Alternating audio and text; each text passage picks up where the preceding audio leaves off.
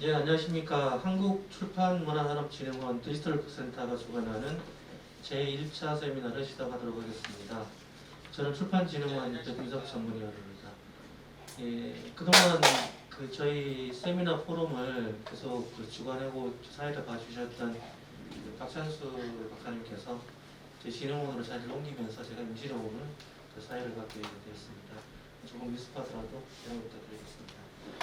2021년 디지털 북센터에서는 뉴 노멀 시대의 디지털 콘텐츠 가치와 독자 발견이라는 주제를 가지고 포럼을 한 번 하고 세미나 6회를 하는 매주 마지막 주 화요일 날 이렇게 총 7번의 세미나 포럼을 진행하기로 되어 있습니다.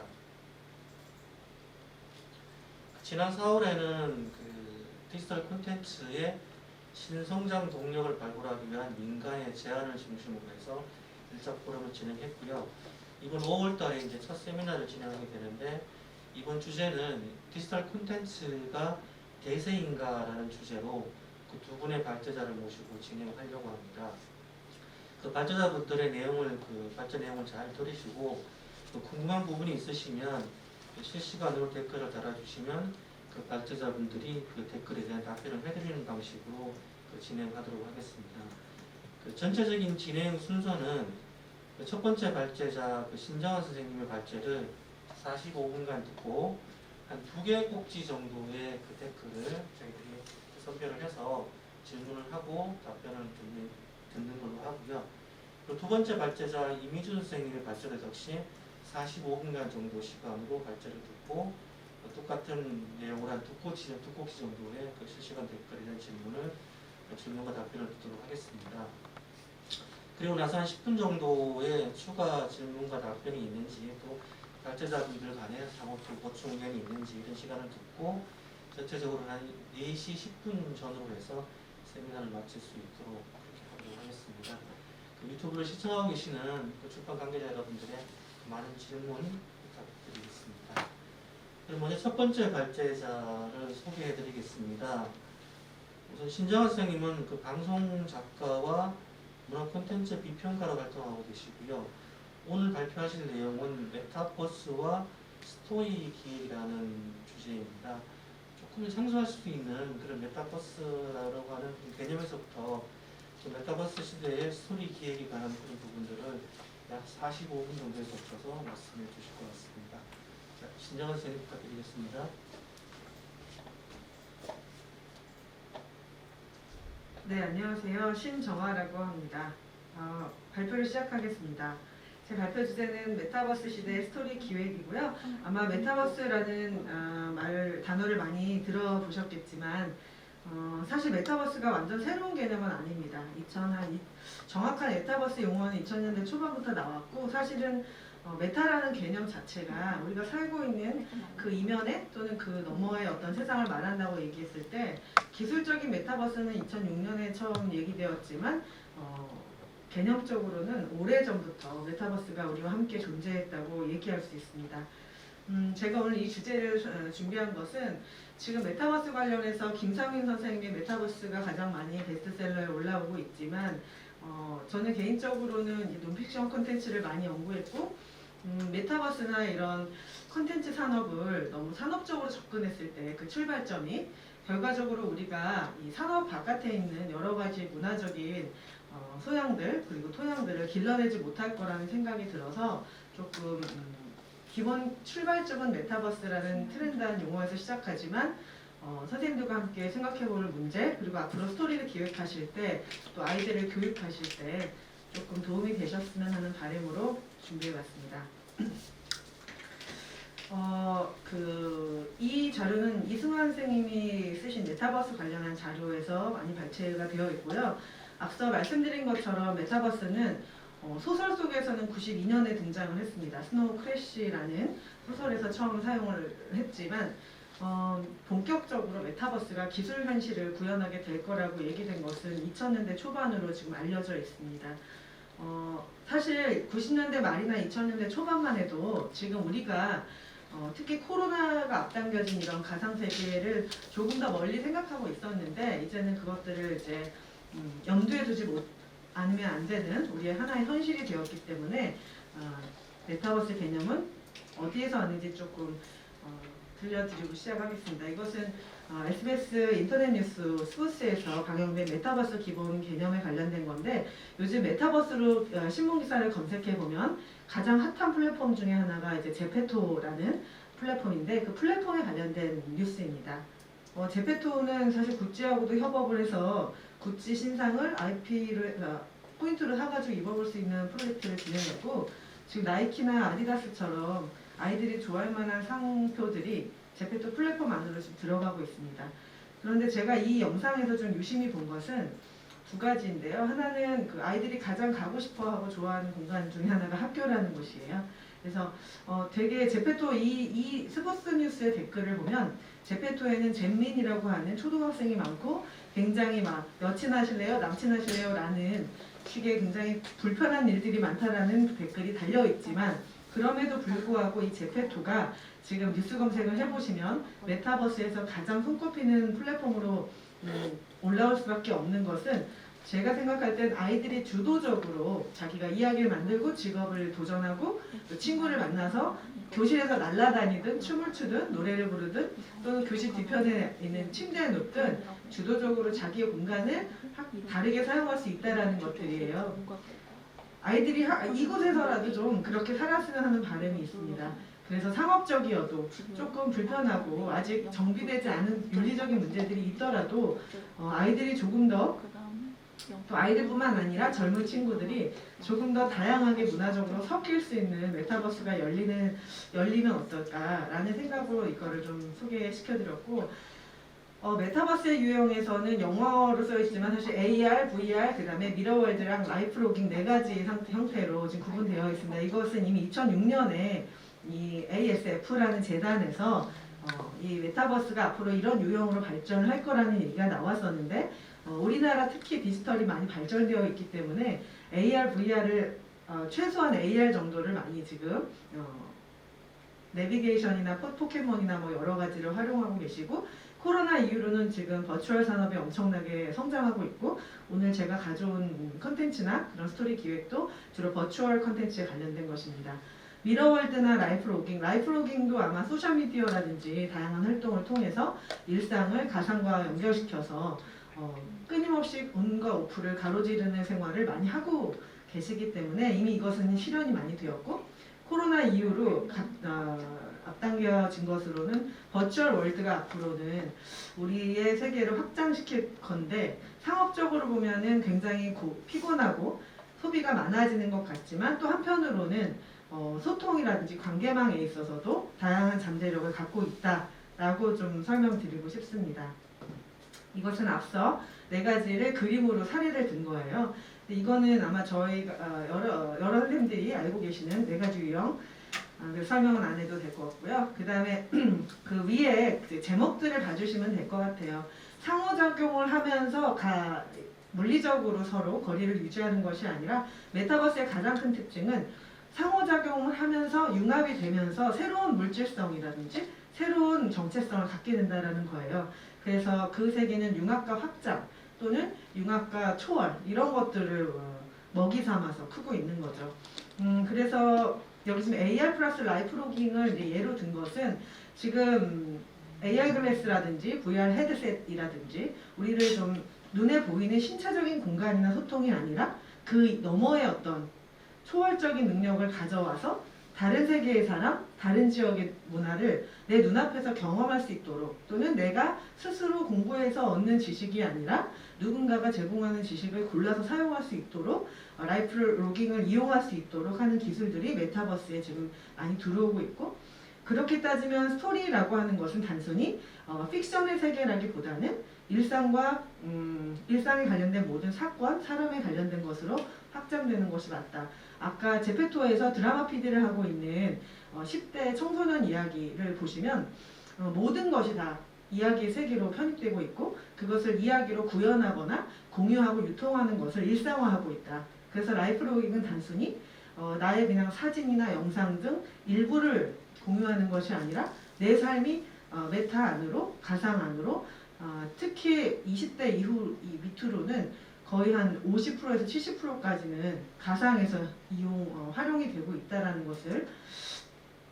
그래서 이거를 뭐 자료는 다 읽어보시면 될 것 같고요. 그 위에 키워드만 제가 설명을 드리면 그 다음 키워드는 가상 융합 경제인데, 사실은 이제 여기가 이제 출판산업진흥원이기도 하고 출판 관련해서 많은 분들이 강의를 들으실 텐데, 이제 가상에서 경제 활동이라든지 매출 전략이라든지 이런 것들이 어떻게 일어날까라고 했을 때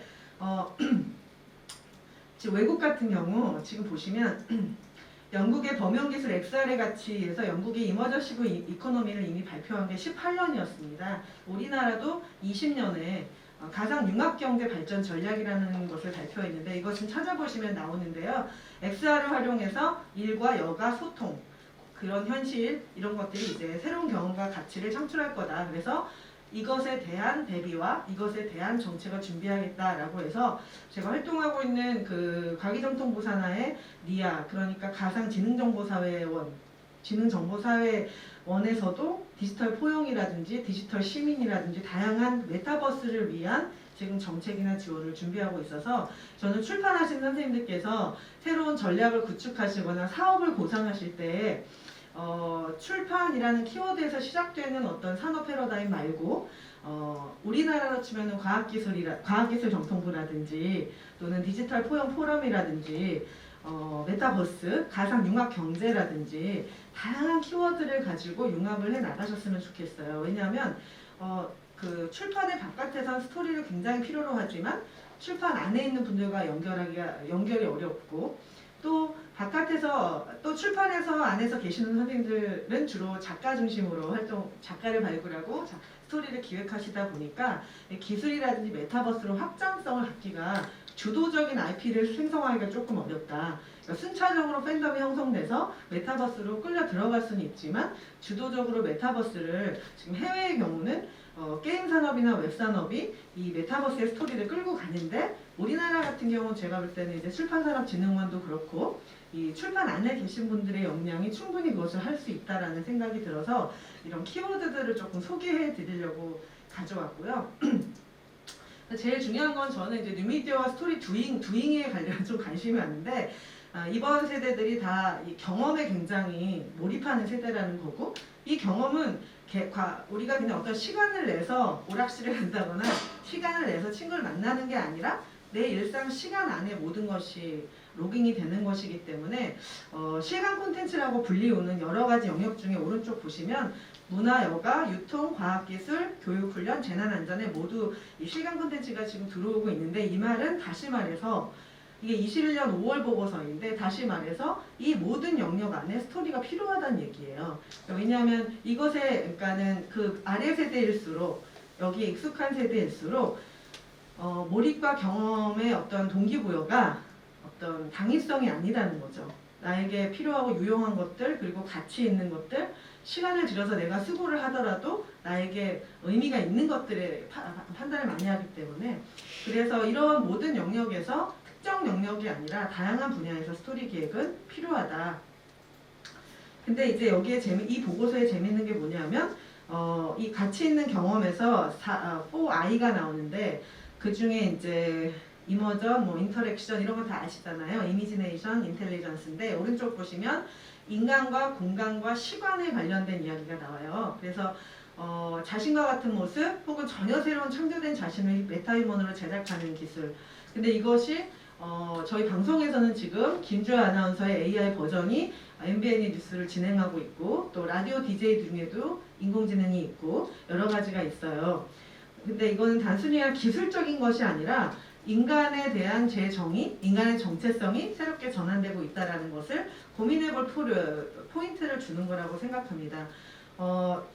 그리고 공간 같은 경우는 저는 사실 공간에 관심이 많은데, 우리가 눈앞에 보이는 어떤 한반도, 한국, 서울 이런 아주 제한된 공간에서 사무실, 나의 집, 오피스 안에서 할 수 있는 이런 공간의 제약을 뛰어넘었을 때 내가 과연 무엇을 하고 싶은지에 대한 고민과 누구와 만나고 싶은지에 대한 어떤 그 대상을 더 확장시킬 수 있는 기회가 되고 있고, 또 하나는 시간인데, 시간의 문제는 좀 뒤에 가서 말씀드리겠습니다. 그래서 결국 가치 있는 경험의 원천이라고 하는 것은 이 시간, 공간, 사람을 뛰어넘을 수는 없다고 생각해요. 그러니까 스토리를 모두 기획할 때 시간, 공간, 사람을 염두에 두지 않는 스토리가 있을까라고 생각한다면 제가 조금 요즘에 많이 읽고 접하고 사람들에게 회자되는 시간의 어떤 스토리들을 보면 삶과 죽음, 기억, 역사 이런 것들이 굉장히 천착하고 있다는 걸 알 수 있어요. 예전에 KBS에서 뭐 역사 스페셜에서 재현했던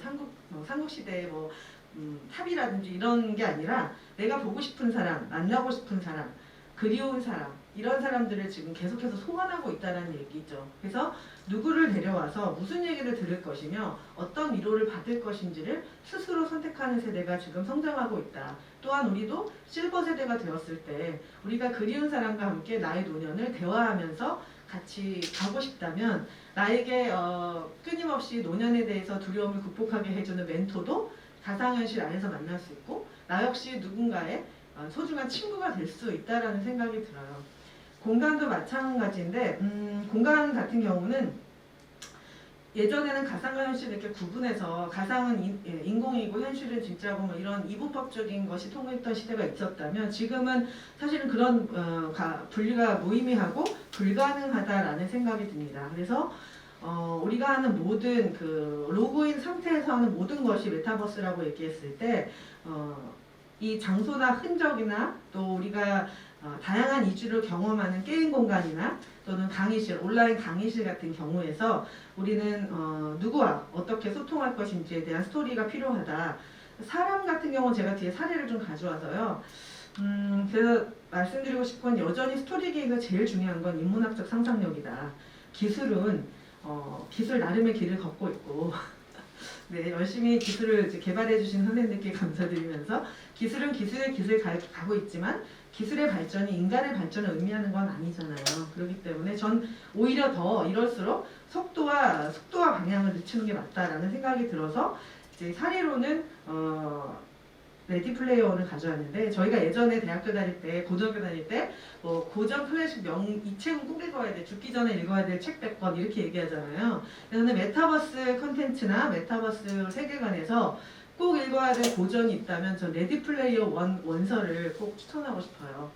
이 스필버그가 만든 영화도 무척 좋은데 원서도 굉장히 꼼꼼하게 되어 있고 이것은 시대 배경이 2045년인데 최근에 방송사에서 제작되었던 시체푸스라든지 또는 루카 같은 미래형 드라마들을 보면 비슷한 시대 비슷한 문제들을 다루고 있다는 거죠.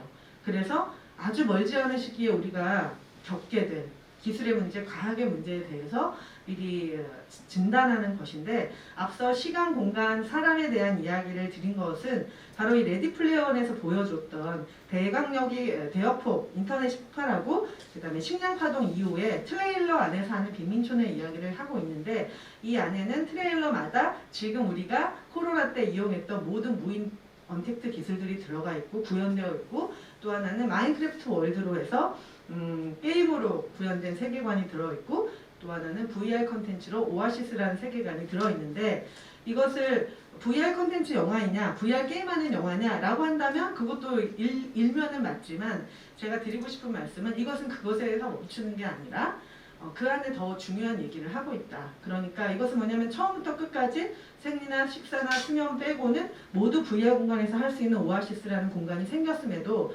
사람들이 자기의 삶에 문제가 생기거나 훼손됐을 때 결국 오프라인에서 만나서 친구와 함께 소중한 것을 지키는 것인데 여기 왼쪽 보시면 이 VR 기술을 만들어낸 사람이 자기의 그 세계관 안에 만들어 놓은 어릴 적 자기의 방입니다.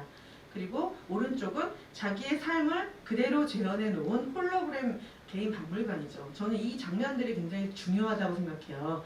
이 안에 세 가지 이스터 에그가 등장하는데 이것이 모두 속도를 늦추고 협력하고 소중한 것을 잃지 않도록 용기를 내라라는 세 가지의 키워드를 주는데 우리가 흔히 VR 게임이나 VR 컨텐츠에 대해서 상업적이고 자극적이고 또는 완전 반대로 교육적이고 공공이라고 생각할 수 있지만 레디 플레이어 원에 들어있는 이스터 에그 관련한 인문학적 상상력은 제가 볼 때 다른 컨텐츠에는 사실 쉽게 찾기가 어려운 상업적인 컨텐츠 안에서 그래서 이 출판이 앞으로 만약 영상으로 간다면 지금 윌라처럼 이제 듣고 느끼고 이런 것까지 왔지만 만약 이 영상의 과정까지 모두 섭렵할 수 있다면 저는 도서관이 지금 레디 플레이어 원 안에 들어있는 오른쪽 자기 과거의 히스토리 영상원이 되어야 한다고 생각해요.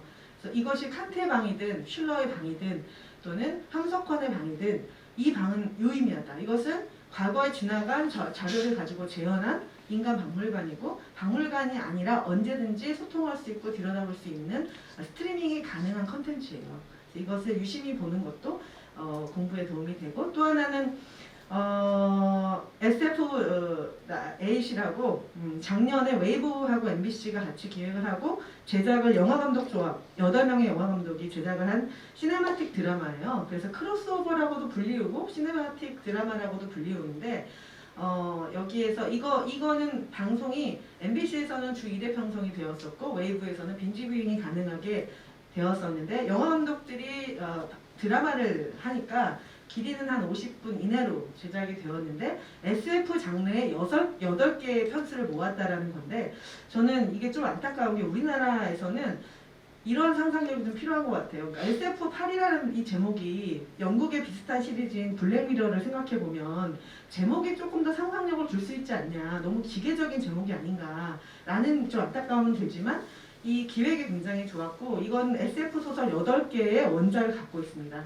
SF 소설 8개 원작을 8명의 감독이 이제 각색을 한 건데 이게 굉장히 호평을 받아서 부천 판타스틱이나 여성영화제, 뉴욕 아시아, 이탈리아 트리에스테 SF 영화제 모두 많이 초청을 받았어요. 작품이 근데 8편이 조금 편차는 있지만 저는 꼭 한번 보시라고 추천을 드리고 그중에 제1편 민규동 감독이 했었던 간호중이라는 AI 간병 로봇에 관련된 이야기인데 이것이 굉장히 큰 인사이트를 줘요. 그러니까 드라마를 그냥 드라마로 보게 만드는 것이 아니라 이것에 관련되어 있는 윤리적인 문제, 미래사회의 문제 이것들을 우리 한국 배우들이 하는 거기 때문에 외국 영화에서 느낄 수 없는 우리 스타일의 어떤 윤리적인 문제를 주고요. 또 하나는 인간증명이라고 해서 교통사고로 사망한 그 아들 사망하기 직전에 아들의 뇌 일부를 가져와서 이제 인공지능과 함께 사는 여인의 이야기인데 우리가 지금 모두 정체성의 메타버스에서는 새로운 정체성을 어떻게 옮겨갈 것인지를 갖고 고민을 한다면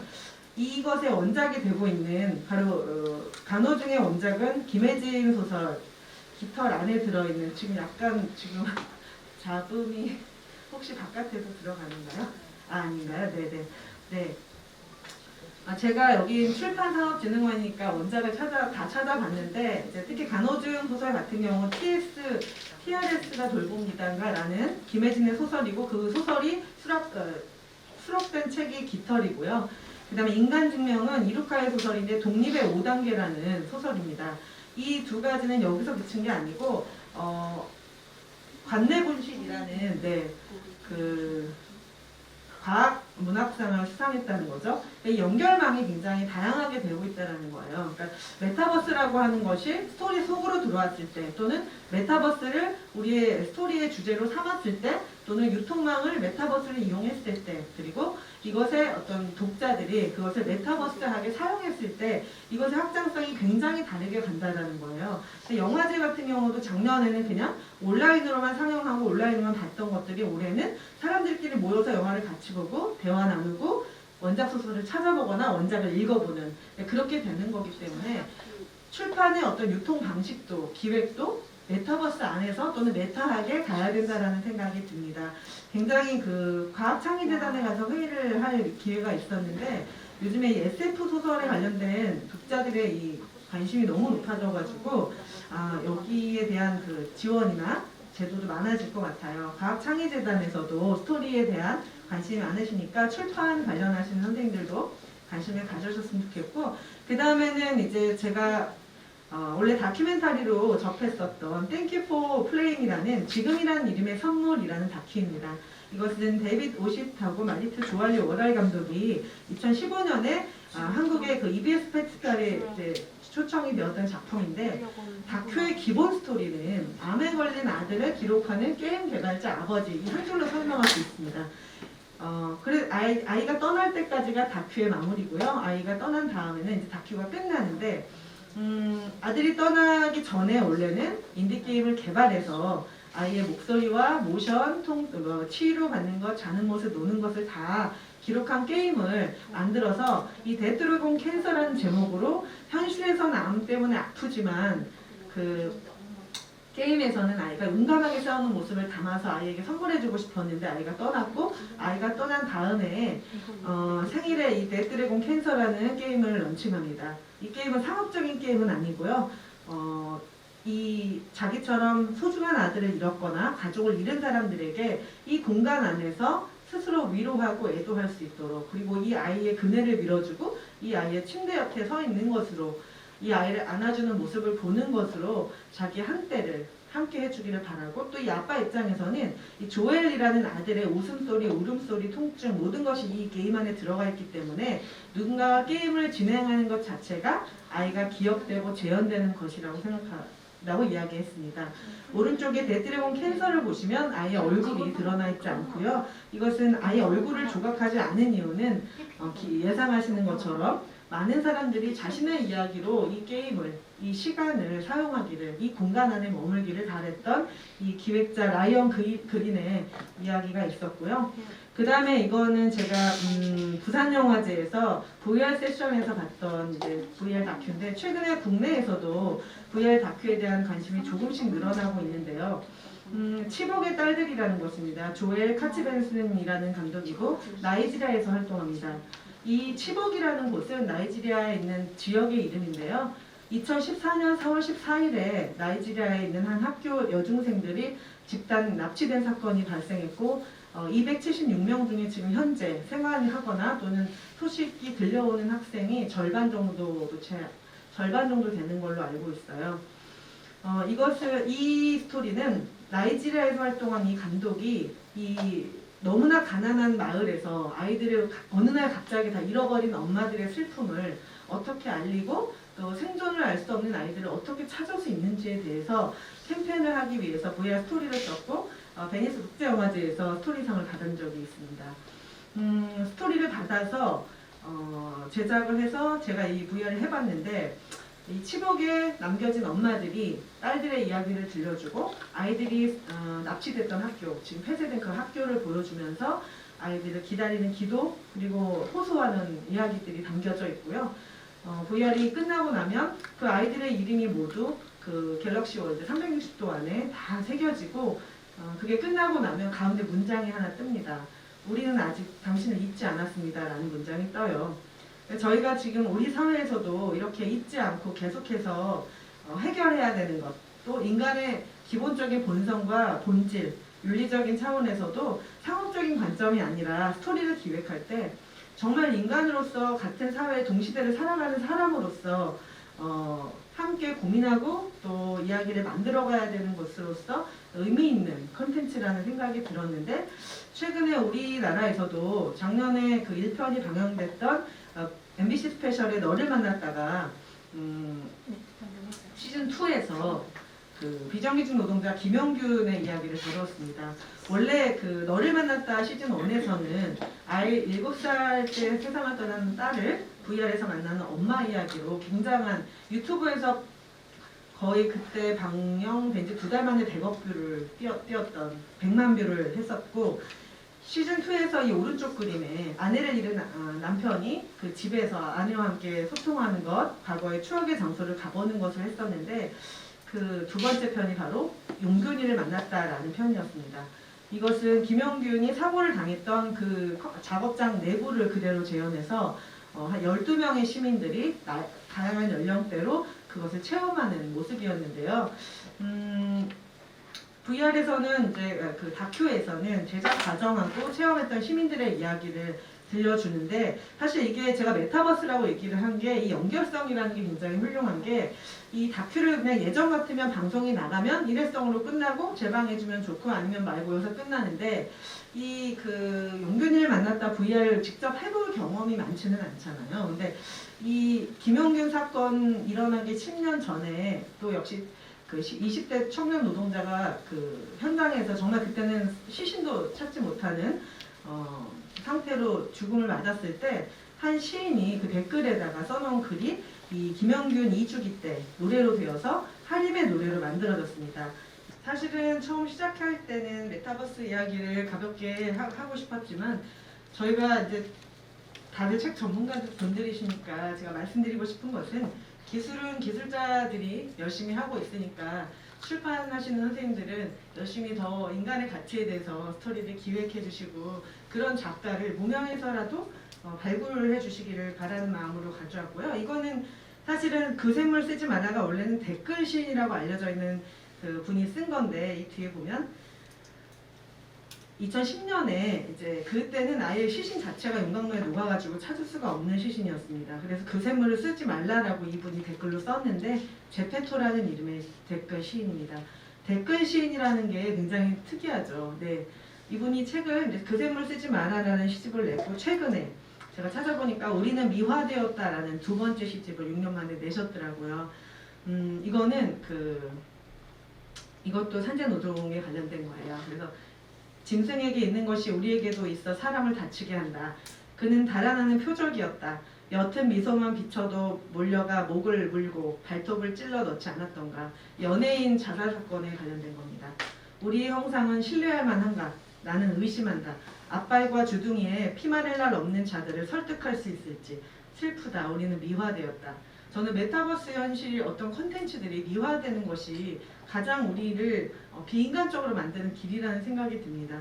앞서도 인문학적 상상력을 말씀드린 것이 결과적으로 인문학적 상상력이라는 게 인간이란 무엇이고 우리는 어떤 세계에 살고 싶으며 우리에게 소중한 것은 무엇이고 나에게 소중한 만큼 다른 사람에게 소중한 것은 무엇인지를 떠올리는 것이라면 저는 이런 제페토 시인의 이런 글들에 더 섬세하게 촉각이 서 있어야 하고 이런 분들을 더 발굴해 나가야 된다는 생각이 들고 이제 두 번째 발표자로는 이제 세대 콘텐츠를 많이 제작하는 분이 나오시기 때문에 제가 방송 작가로서 준비한 것은 앞서 메타버스가 이제 사람에 대한 굉장한 이야기라고 했는데 김태호 PD가 저희 방송에서는 이제 유재석이라는 캐릭터를 가지고 정말 효과적으로 메타버스에 진입하고 있다는 생각이 듭니다. 흥미로운 것은 유재석이 그렇다고 해서 유튜브 활동을 한다거나 개인적으로 게임을 하거나 그러지 않아도 우리는 이미 유재석이라는 캐릭터가 메타버스에서 굉장히 많은 영향을 미치고 있다는 것을 알고 있습니다. 그러니까 메타버스는 사실은 아까 제페토카와 같이 가상의 그런 이미지의 세계라기보다는 하나의 캐릭터가 다양한 공간에서 나뉘어서 다양한 시간대를 소환하면서 이야기를 만들고 가치를 생산하는 것이 아닐까라는 생각이 듭니다. 그런 의미에서 유재석, 김태호 이런 MBC의 예능이 앞으로 더 많은 메타버스로 확장되기를 바라고 우리가 기술적으로 생각하는 메타버스의 개념도 조금 더 확장되어서 해석되기를 바랍니다. 마지막 페이지인데요. 메타버스는 사실 새로운 세계가 아닙니다. 오래전부터 우리와 가까이 있었지만 보이지 않았던 잠재태 기술적 구현이라고 저는 생각합니다. 메타버스의 세계관과 캐릭터는 곧 현실 속에 우리의 삶과 욕망을 투영하는 세계입니다. 그렇다면 과연 우리는 어떤 세상을 꿈꾸는지 생각해 봐야 합니다. 기술적 상상력이 구현하는 현실에서 우리가 오래도록 간직하고 공감하며 소통하고 싶은 이야기는 무엇인가? 지금 우리에게 가장 절실하고 소중하고 간절한 것은 무엇인지를 살펴보는 것이 새로운 메타버스 세계에서도 인간다움을 유지할 수 있는 좋은 스토리를 기획하는 출발점이라고 생각합니다. 발표를 마치겠습니다. 예, 감사합니다. 그 메타버스라고 하는 가상 세계를 또 출판과의 또 접점까지 고려하시면서 잘 발표해 주신 것 같습니다. 어떻게 저는 잘 모르겠습니다만 메타버스 세계라고 하는 부분들을 충분히 이해하셨는지 잘 모르겠어요. 제가 듣다 보니까 개인적으로는 그런 것 같습니다. 어쨌든 지금 디지털 콘텐츠라고 하는 부분에 한정해서 볼 때 결국 그 디지털 콘텐츠의 독자나 또 고객이라고 할 수 있는 분들이 결국 시간을 소비하고 있는 곳이 그 메타버스와 같은 그런 가상 세계이다 보니까 결국에는 그 디지털 콘텐츠라고 하는 출판 콘텐츠라고 하는 한정된 분야에서 봤을 때 그 고객들을 우리가 어떻게 출판적으로 조금 더 접점으로 끌어올리려고 한다고 하면 그런 세계들 그분들이 시간을 소비하고 있는 그 가상 세계든 아니면 그런 곳들을 갖다가 더 많이 이해하고 그 이해에 기반해서 출판 콘텐츠, 디지털 콘텐츠들이 기획되어야 되는 게 아닌가라는 생각을 들었고요. 질문이 몇 가지 좀 올라오긴 했습니다만은 대부분 이제 그 신정아 선생님 발표에 대해서 호응하시는 분들이 많이 올라갔고요. 그 처음 이제 도입 부분에서 그 가상세계 이야기를 많이 하시다 보니까 그 가상세계에서의 어떤 그런 소통 이런 부분만 좀 집중하다가 보면 또 현실을 외면하게 되는 그런 문제가 있지 않을까라고 하는 그런 염려를 해주시는 분이 계셔요. 네. 그 부분에서 간단하게 좀 부탁드리겠습니다. 네, 그 정확하게 말씀드리면 가상과 현실을 분리해서 생각할 수 없다라는 게 저는 답일 것 같습니다. 현실을 외면하는 것이 아니라 그렇다면 그 안에 그 사람이 들어가 있는 그 현실도 현실의 일부이기 때문에 저는 사실은 오프라인 특히 저도 딸이 이제 10대 하나 20대 한 명 있는데 오프라인에서 보이는 모습이 그 사람의 현실 모습 전부라고 이해할 수는 없다. 그래서 오히려 어떤 플랫폼에서 어떤 콘텐츠를 보고 누구 어떤 관계를 맺고 어떤 소통을 하는지를 관심을 가지면서 그 다음에 물을 수 있다. 너는 지금 이런 오프라인의 현실에 대해서 어떤 관심을 갖고 무엇을 놓치고 있는지 이야기해 줄 수는 있지만 그것을 알지 못하면서 외면하고 있다라고 말하기에는 그렇지 않은 부분도 많이 있다라는 생각이 좀 들고요. 아까 그 샘물 쓰지 말아도 결국에는 많은 사람들이 챌린지를 해가지고 샘물 쓰지 마라라는 해시태그로 많은 사람들이 노래를 불러서 젊은 친구들부터 나이 든 사람들까지 함께 많이 참여해서 사회적인 어떤 이슈를 일으켜냈습니다. 그래서 사실은 온오프를 가르는, 그러니까 분리되어 있다라고 생각하는 것보다는 저는 통합적으로 하나의 세계라고 생각합니다. 근데 다만 기술적으로 진입이 돼 있냐 안 돼 있냐의 문제일 뿐이지 우리가 그 안에서 원하는 것, 듣고 싶은 것, 하고 싶은 것들은 모두 연결망 안에서 생각해보면 비슷하다는 생각이 들어요. 메타버스에 들어가서도 아까 아이들이 학교가 제일 좋다라고 얘기하고 그러면서 침대 공간을 찾아서 좋아하는 것처럼 그냥 사람으로서 순수하게 갖고 있는 것과 그것을 도와주는 기술의 세계라고 생각하는 게 아직은 또 맞지 않나라는 생각이 듭니다. 이 발표 끝나고 나서 막 그냥 댓글이 엄청 많이 올라오는데요. 저희들이 이제 추려가지고 끝나고 나서 두 분 발표 끝나고 나서 잠깐 저희들이 이제 질문할 거 있으면 정리를 하고요. 네. 뭐 가장 궁금해하시는 것 같긴 한데 뭐 저작권 문제 얘기도 나오고 그쵸. 또 청소년 관련해서 이런 문제들도 나오긴 하는데 결국 아까 설명해 주실 때 약간 언급이 된 것 같은데 결국 이렇게 그 메타버스 출판 콘텐츠가 이렇게 메타버스로 이렇게 구현되거나 활용된 사례가 있는지 그런 부분들 조금 더 보완 설명 가능하시면 그것만 설명해 주시면 좋을 것 같습니다. 출판 콘텐츠가 메타버스로 구현된 거는 아주 오래전부터 저는 있었다고 생각은 하는데 그러니까 가장 대표적인 건 지금 현재는 그러니까 웹툰이나 웹소설 같은 경우인데요. 저는 제 개인적으로 흥미로웠던 것은 하울의 움직이는 성을 마인크래프트로 만들어가지고 그거를 체험하는 것 그리고 그것을 체험한 것을 리뷰를 유튜브에 올리는 것 이런 것으로 생각해보면 이 세계는 굉장히 오래된 세계예요. 그래서 저희 항상 제 아는 사람들한테 말씀을 드리지만 저희 이제 재개발되는 시댁을 그 메타버스 그 마인크래프트로 기록을 하고 있는데 출판 콘텐츠라고 이야기하기보다는 메타버스로 구현이 되지 않는 것을 찾는 게 더 쉽다. 우리가 알지 못하는 상황에서도 저는 그래서 2학기에 그 학생들과 저 제페토에서 강의실을 열어보려고 그래요. 학생들이 학교를 너무 오고 싶다고 해서 그래서 같이 교실도 만들고 그냥 비어진 건물이 아니라 니네가 정말 선생님과 만나서 얘기하고 싶은 어떤 강의실에 디자인을 함께 하자. 교훈도 급훈도 같이 만들자.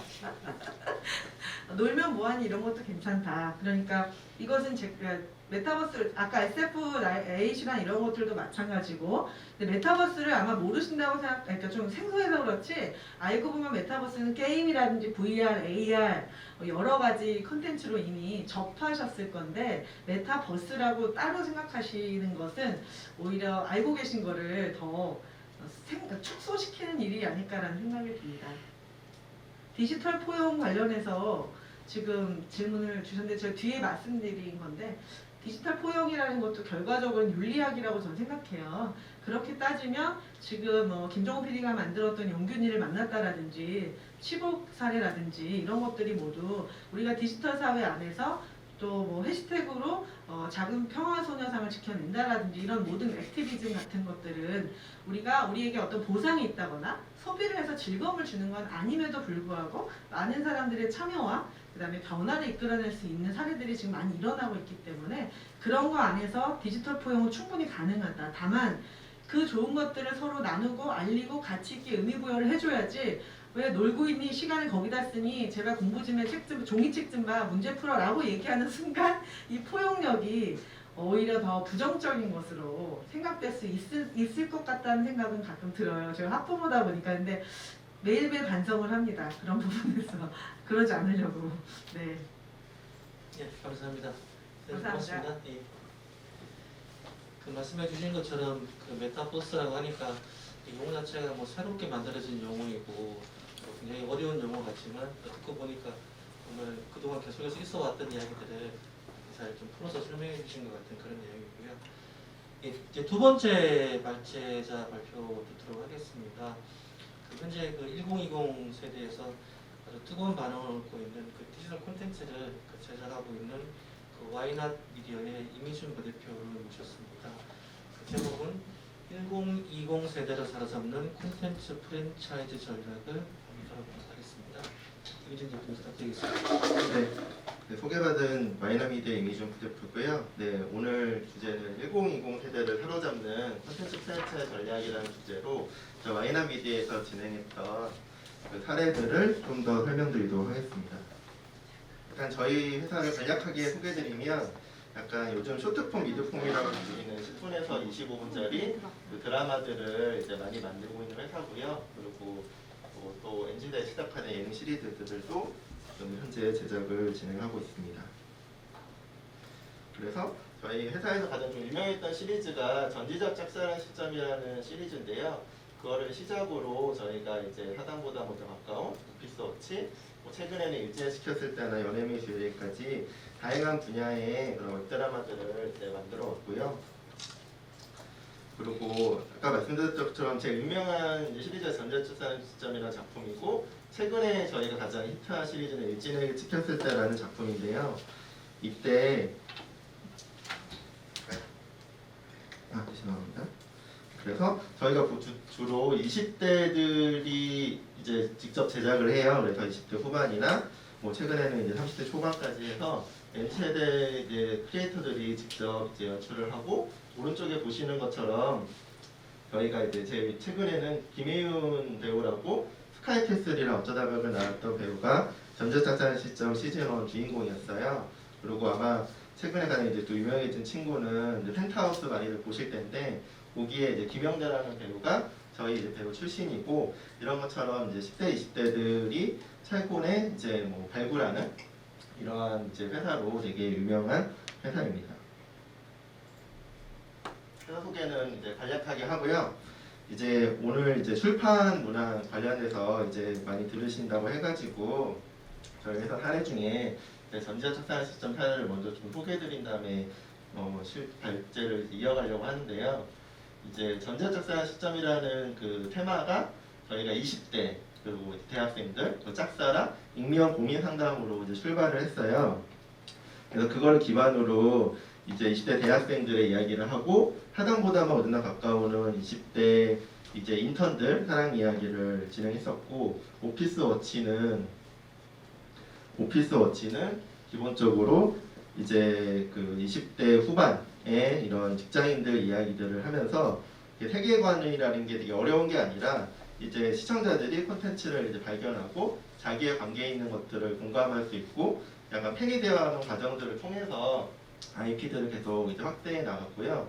그거를 저희가 콕TV라는 이제 유튜브, 페이스북, 네이버 TV를 배경으로 한 채널들을 하고 있는데 그거가 어찌 보면은 이제 콘텐츠를 예전에는 뭐 PD들이나 이런 것들 기획해서 직접 만들었었는데 요즘에는 이제 그 PD들과 실제 팬들이 커뮤니티랑 같이 상호 교환하면서 콘텐츠들을 만든다고 이해하시면 될 것 같아요. 그래서 그런 걸 통해서 만들어진 이런 콘텐츠들을 저희가 이제 웹툰으로도 이제 만들고 그리고 이제 TV 드라마로도 이제 확장하고 그리고 저희가 에세이집이 이제 나오기도 했거든요. 어찌 보면 이러한 것들이 이런 콘텐츠나 내용들을 좋아하는 이제 팬들과 다가가서 내용들을 이어간다라고 이해해 주시면 될 것 같습니다.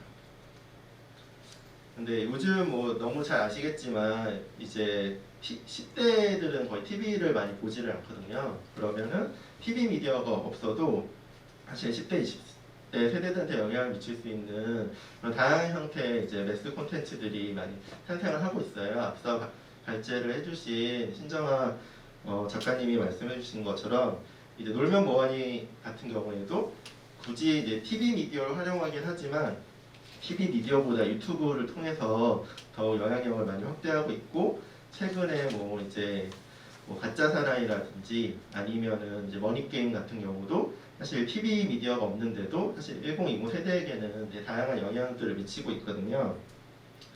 이제 그러한 것들을 저희 이제 콘텐츠랑 비교해서 생각을 해보면 예전에는 뭐 너무 잘 아시겠지만 학교라는 콘텐츠 같은 경우는 KBS에서 시즌 1부터 되게 다양하게 나왔던 시리즈들이 있는데 옛날로 하면 학교 같은 콘텐츠들을 이제 KBS TV 드라마에서 했던 것들을 사실 요즘에는 저희 일진에게 찍혔을 때 같은 거를 유튜브에서 한다라고 생각해 주시면 이해하기가 되게 편하거든요. 그러니까 옛날에는 당연히 이러한 콘텐츠들도 TV 프로그램에서 시작을 했지만 어찌 보면 요즘에는 이제 TV 프로그램 시대라기보다는 유튜브 콘텐츠 시대로 넘어가고 있는 거죠. 그리고 실제로 10대, 20대 세대는 TV 프로그램 보는 거나 유튜브에서 프로그램을 소비하는 것이 거의 다르지는 않아요. 그러니까 자기가 이제 집에 들어가서 TV를 처음 보면서 이제 예전에 일상을 즐겼던 것들을 지금은 이제 본인이 스마트폰을 가지고 유튜브를 소비하는 거기 때문에 어떠한 콘텐츠가 어떠한 형태로 소비되느냐에 따라 그런 차이가 있는 거고요. 그래서 앞서 설명드렸던 것처럼 저희 중요한 콘텐츠 중에 일진에게 찍혔을 때라는 콘텐츠가 있는데 요거 같은 경우는 저희 회사에서 이제 최초로 시작한 10대 학원물인데 이제 어찌 보면은 이제 요 내용 자체가 이제 그 스토리 자체보다는 이 친구들한테 얼마나 공감할 수 있는지가 되게 중요하거든요. 그래서 제가 영상을 하나 보여드릴 건데 여기에 너나 내 여자친구가 라는 대사가 있는데 이 대사에 대한 이제 반응이나 이런 것들이 되게 다양하게 나오고 있어요. 이게 이제 아까 말씀 너나 내 여자친구라는 그런 주인공이 이제 요 내용이 그 일진이라고 불리는 이제 학생 그 그룹이 있고 그리고 이제 일반인 되게 평범한 여자 학생이 있는데 여자 학생이 카톡 프사에 이 친구 사진을 올리면서 일이 시작되는 내용이거든요. 근데 사실 여기서 스토리보다는 뭐 너냐 내 여자친구냐라는 걸 보고 유튜브 같은 경우 댓글이나 이런 것들을 직접적으로 달 수 있다 보니까 이 당시 댓글이 한 10,000개 정도 달렸는데 뭐 여기 보시는 것처럼 너냐 내 여자친구냐 그 다음에 자기들끼리 이제 이 내용들 가지고 이제 나도야 라는 식으로 같이 놀기도 하고 어찌 보면 댓글에서 같이 참여하면서 댓글 자체도 하나의 콘텐츠로서 소비가 되고 있거든요. 그래서 이 콘텐츠 같은 경우는 단일 에피소드가 1000만이 넘었었는데 오늘 이 강연을 보시는 분들이 스쿨어택은 되게 기억을 잘 하실 텐데 예전으로 따지면 스쿨어택 같은 그런 분위기가 저희 웹드라마를 본 이제 시청자 그 팬들이 실제 저 예림중이라는 그 동해에 있는 중학교인데 저희가 또 주인공들이 빵배속 이벤트를 간다고 이제 신청을 받아서 실제로 이제 간 사례인데 모두 뭐 깜짝 놀란 게 얘네들이 아직 다 신인 배우들이고 사실 이렇게 이제 대중적인 알려진 배우들이 아닌데 그 거의 뭐 중학생 이 팬들한테는 거의 되게 스타처럼 그런 반응을 보이더라고요. 그래서 실제로 저희가 그 방영했을 때 한 국내에서만 한 500만 명 이상 실제 시청을 했고 주로 이제 타겟은 사실 1317이 한 39.7% 정도, 뭐 1824가 45.2% 정도가 저희 콘텐츠를 봤는데 이제 거의 뭐 조회수는 이제 뭐 전체 한 3천만 정도 이렇게 그 방영 기간 동안 기록을 했어요. 근데 이제 어찌 보면은 예전에 이제 TV 드라마 여기 어쩌다 발견하루가 이제 TV 드라마로 MBC에서 방영됐던 건데 저희 일진에 시켰을 때나 아니면 에이틴 같은 그런 이제 작품들의 검색량이 거의 이제 TV 드라마에 준할 정도로 10대, 20대들한테는 이제 많은 이제 관심을 받고 있는 분야이고요. 그래서 이런 많은 관심을 받다 보니까 실제로 요 주인공이 이은재라는 이 배우가 유명해져서 한스킨이라는 그 뷰티 모델 그리고 모카스웨트 모델이 되기도 하고요. 그리고 실제 그 여기서 나왔던 콘텐츠 같은 경우를 저희가 이제 같이 판매 연계하는 식으로 해서 요즘 오히려 TV보다는 이런 유튜브 등 디지털 매체 중심으로 마케팅 같은 활동들을 많이 하고 있어요. 그리고 저희가 일진에게 찍혔을 때 관련해서 이제 10대 팬들이 많다 보니까 약간 이제 문구 세트 이런 굿즈들을 만들었는데 저희가 하루 만에 이제 완판이 됐거든요. 그리고 대본집을 만들어 달라고 댓글이 너무 많아가지고 저희가 이제 대본집을 실제로 이제 출시를 하기도 했었고요. 그래서 어찌 보면은 일진에 시켰을 때의 이런 팬들이 결국은 같이 이제 참여하고 그리고 자기가 이제 팬이라는 것들을 요즘 10대들이나 20대들은 드러내는 거 되게 좋아하더라고요. 그래서 저희가 시즌1 끝나고도 저희 이제 요 팬들 애칭이 있어요. 꼬부기들이라고. 그래서 꼬부기들 시즌2는 너희들 손에 달려있다 자신있다 하니까 저희 댓글이 한 15,000개 정도 시즌2 만들어달라고 엄청 달리기도 하고 그리고 직접 팬들이 이제 요즘 워낙 영상들을 잘 만들다 보니까 직접 콘텐츠들을 만들어서 유튜브에 올리기도 하고 틱톡에 올리기도 하고 그리고 저희가 일찍 끝나고는 이제 팬미팅을 했었었는데 한 400명 정도 이제 왔었어요. 그래서 어찌 보면은 본인이 이제 이게 그냥 웹드라마인데도 불구하고 팬이라고 하는 걸 드러내는 것들을 되게 좋아하더라고요. 그리고 직접 참여하는 것도 좋아하고 그거를 저희가 좀 더 구체적으로 저희 콘텐츠를 통해 살펴보면 저희가 이제 리얼아이 로맨스라고 다들 하트 시그널은 되게 잘 아실 텐데 저희가 이제 서울공연예술학교랑 한림예고라고 예고 중에 되게 유명한 학교들인데 그 3대3 학교팅을 저희가 준비해가지고 진행을 했었거든요. 그래서 콘텐츠 자체는 얘네들이 이제 졸업여행을 떠나는 컨셉으로 아까 말씀드렸던 전 성공의 그 여자 학생들이랑 이제 한림예고 남자 학생들이 그러니까 경주로 여행한 컨셉인데 제가 좀 되게 재밌었던 지점은 이게 되게 일반인들이잖아요. 어쨌든 예고생들이지만 일반인들을 되게 덕질을 직접 하더라고요. 그래서 여기 인스타그램을 이 친구들이 처음에는 이제 인스타그램 여기 238명 시작할 때 238명이었는데 끝날 때는 이제 3만 명 정도 인스타그램이 되고 그리고 이제 저도 이제 신기했던 게 요즘 카카오톡에 오픈 채팅이 있잖아요. 오픈 채팅을 만들어서 여기 자기네들 팬들을 직접 자기들이 모아요. 그래가지고 여기 보면 김다음 팬방 뭐 이제 그 배우 송지효 팬방 같이 팬방을 만들어서 이거 방송을 할 때 직접 이제 덕질들을 하고 그리고 약간 이제 옛날 TV 방송 같은 걸 보면 이제 주요한 이제 출연자들한테 아무래도 스토리가 몰리게 돼 있는데 여기는 그거를 저희가 그 스토리를 몰아서 영상을 만드는 거에 관계없이 자기들이 각자 미는 소수파들이 있어요. 그래서 뭐 방송에서 어떤 형태로 이 이야기를 펼쳐가는 거 상관없이 댓글이나 팬방을 통해서 자기가 미는 그러한 이제 커플 이런 것들이 실제로 이루어질 수 있도록 이게 응원하고 방송이 끝난 다음에도 그 커플들이 진짜 이어지도록 계속 애정을 표현하더라고요.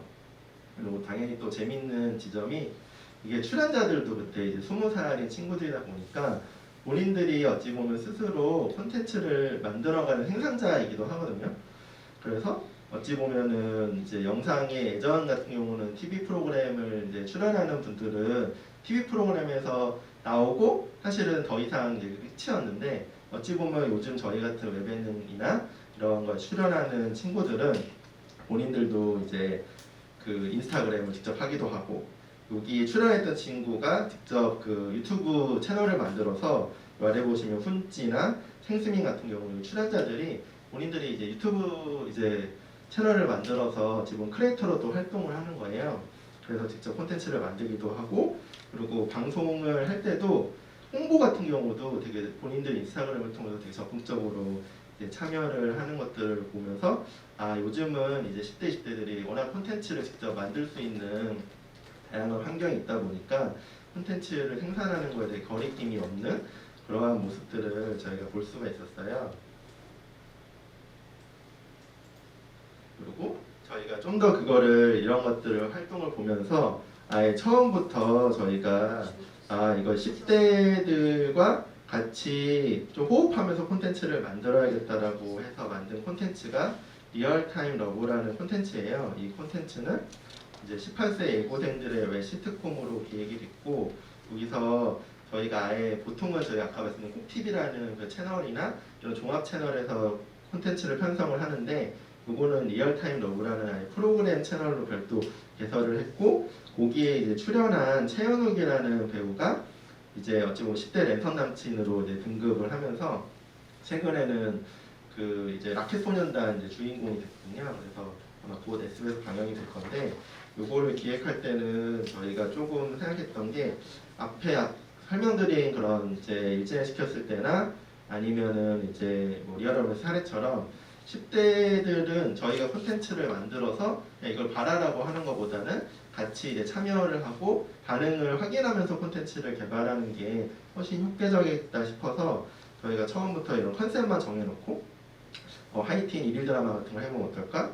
그리고 저희가 이제 소공예를 하려면 1학년 버전 그리고 약간 이제 실제 출연자가 인스타그램 같은 걸 만들어서 실제 캐릭터 그러면 아까 이제 신정아 선생님 말씀 주신 것처럼 어찌 보면 하나의 이게 메타버스처럼 세계관을 형성해서 자기들끼리 놀거리를 제공해주면 더 적극적으로 활동할 수 있지 않을까? 그래서 10대들이 리얼타임으로 놀 수 있는 그런 환경을 좀 만들어 주려고 했고요. 여기 보면 이것도 아까 똑같이 사실은 원래는 저희가 이 다른 남자 주인공이 되게 모델 같은 주인공이 있었어요. 그리고 지금 여기 영상에 있는 친구는 이제 남사친 역할로 돼서 원래는 서브 남주였는데 근데 아까 그 듣지마 요거 하나로 요 댓글 보면 이제 문예찬이 이어지면 안 되냐 듣지 한마디 이렇게 설레는 거냐 문예찬 같은 남사친 얼마나 좋을까 그래서 원래는 저희 남주가 따로 있는데 자꾸 요 문예찬이랑 홍현이라고 약간 남사친하고 이어주라는 댓글이 거의 1000개 넘게 달리는 거예요. 그래서 보통 드라마는 그런 경우가 없어요. 근데 저희가 이제 파트 2, 그러니까 시즌 2 할 때 남자 주인공을 그래서 남사친으로 바꿨어요. 그래서 이제 남사친으로 바꾸니까 시즌 2가 저희 되게 제일 잘 됐는데 자기들이 이제 의견 반영한 대로 이제 남자 주인공이 바뀌니까 이제 폭발적으로 좋아하게 된 거죠. 그리고 10대들 콘텐츠를 이제 만들다 보면 되게 이제 본인이 조금이라도 아는 게 나와야 되게 좋아해요. 그래서 본인들이 진짜 라방을 하고 그리고 실제로 자기들 유튜브 같은 것들을 이제 많이 직접 만들다 보니까 저희가 실제로 콘텐츠에 인스타그램 라방하는 요소들을 배치하고 그리고 얘네들이 커플 브이로그를 왜냐면 예고생들로 설정이 돼 있으니까 커플 브이로그 요소들을 배치하고 그리고 이제 가상의 인스타그램 실제 이제 커플 계정을 만들어서 홍현 문예찬에서 연애중 여기 연애중으로 이제 설명을 해서 본인들이 이제 데이트하는 장면이나 아니면은 자기들의 이제 찍은 이제 사진들을 인스타그램에 올리도록 했어요. 그래서 되게 다양한 형태의 소통할 수 있는 요소들을 이제 배치해 놓고 그리고 뭐 홈코너를 한다든지 아니면 뭐 생일 브이로그 같은 것들을 올린다든지 이렇게 같이 활동을 하니까 어찌 보면 이거는 그냥 영상 콘텐츠를 그냥 보는 것 자체가 아니라 이 10대들이 요 세계관 속에서 함께 같이 이제 연애찬 커플이라는 커플과 어찌 보면 이제 가상의 그런 이제 실제 연애 같은 느낌으로 같이 활동을 같이 하는 거죠. 그러면은 여기 아까 이제 인스타그램에서 연트럴 오랜만 그리고 문예찬 이제 발렌타인데이 선물 이런 것들 같은 것들을 실제 인스타그램에 올리고 이제 반응들을 받고 저희가 그래서 실제로 그 얘네들이 커플 200일이 될 때 저희가 스타일쉐어라는 이제 그 커머스 이런 사이트랑 그 라이브 커머스 방송을 준비했었는데 그때 남자친구인 이제 예찬이의 생일 선물을 같이 골라달라고 하면서 라이브 방송을 했었거든요. 근데 여기 보면은 이 주인공이 되게 재밌었던 게 본인은 이제 박시영이라는 이제 배우인데 이제 여기서는 이제 홍현인 걸 연기해야 되니까 자꾸 홍현인 걸 연기하다가 자꾸 자기 이제 본캐가 나오는 거죠. 박시영 배우 본캐가 나오는데 여기 있는 같이 보는 10대들은 그거를 이제 모른 척 해줘요. 그래서 빨리 정신 차리고 너는 홍현이다. 그래서 콘텐츠로서 이제 캐릭터인 것처럼 계속 주입을 시키고 거기에 맞춰서 반응을 해주는 거예요. 왜냐면은 여기에는 이제 동생이 8살짜리 동생이 있는 걸로 설정이 되어 있는데 본인은 실제로 동생이 없어가지고 자꾸 그 참여하는 친구들이 동생에 대해서 물어보니까 자꾸 동생이 없는데 이제 몰입이 깨져가지고 근데 그것들을 어찌 보면 요건 같이 이제 그 가상과 아까 신정아 박사님 말씀하신 것처럼 가상과 현실이 사실 구분이 좀 없는 거죠. 그래서 실제로 여기서 몰입해서 논다는 자체가 중요한 거니까 지금은 너가 홍현이고 홍현에서 예찬이의 200일 선물을 같이 골라주는 게 이게 의미가 있는 활동으로 10대들은 받아들이고 있고 그래서 실제로 저희가 그 선물 골라준 영상을 선물 골라준 대로 콘텐츠에 또 입혔어요. 그래서 실제로 이제 그거에 대한 내용이 있고 그리고 200일 축하한다는 댓글이 엄청 많이 달렸어요. 그러니까 이게 가상의 커플인데 드라마 속 커플이지만 마치 자기 실제 옆에 있는 이제 언니나 오빠들한테 축하해 주듯이 여기 보면은 200일 축하하고 절대 헤어지지 마요 뭐 이런 것처럼 되게 이런 것들이 많이 달렸고 그리고 또 되게 재미있는 게 요즘 이제 부캐란 말도 되게 유행하지만 반대로 이제 본체라는 말이 또 있거든요. 어떤 거냐면 그 10대들도 이 친구들이 실제 하는 인물은 아니고 다 배우라는 걸 다 알잖아요.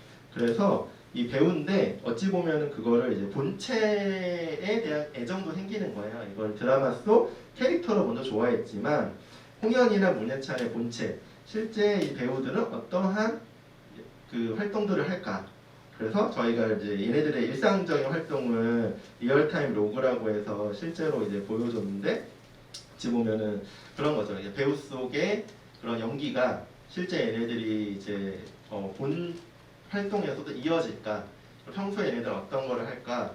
근데 이게 옛날 같았으면 무슨 그냥 연애 뭐 가중계처럼 그냥 완전 동떨어진 콘텐츠로 인지를 했을 텐데 저희 리얼타임 러브를 같이 보는 친구들은 이게 동떨어진 콘텐츠가 아니라 어찌 보면 하나의 연결된 콘텐츠로 되게 받아들이거든요. 그래서 이 하나의 세계관 속에서 어찌 보면 이것도 같이 논다라고 생각을 하는 거죠. 그래서 어찌 보면 제일 중요한 이제 제가 말씀드린 포인트는 이게 단순히 콘텐츠를 예전에는 시청한다는 개념이 많았으면 지금은 이제 어찌 보면 같이 더 놀고 어떤 활동들을 던져줌으로써 하나의 커뮤니티로 활동들을 이어갈 수 있을지가 되게 영상 지금 디지털 콘텐츠에 되게 중요해지고 있어요. 근데 이제 그게 어찌 보면은 뭐 그게 부 콘텐츠라고 해서 다를 것 같지는 않거든요.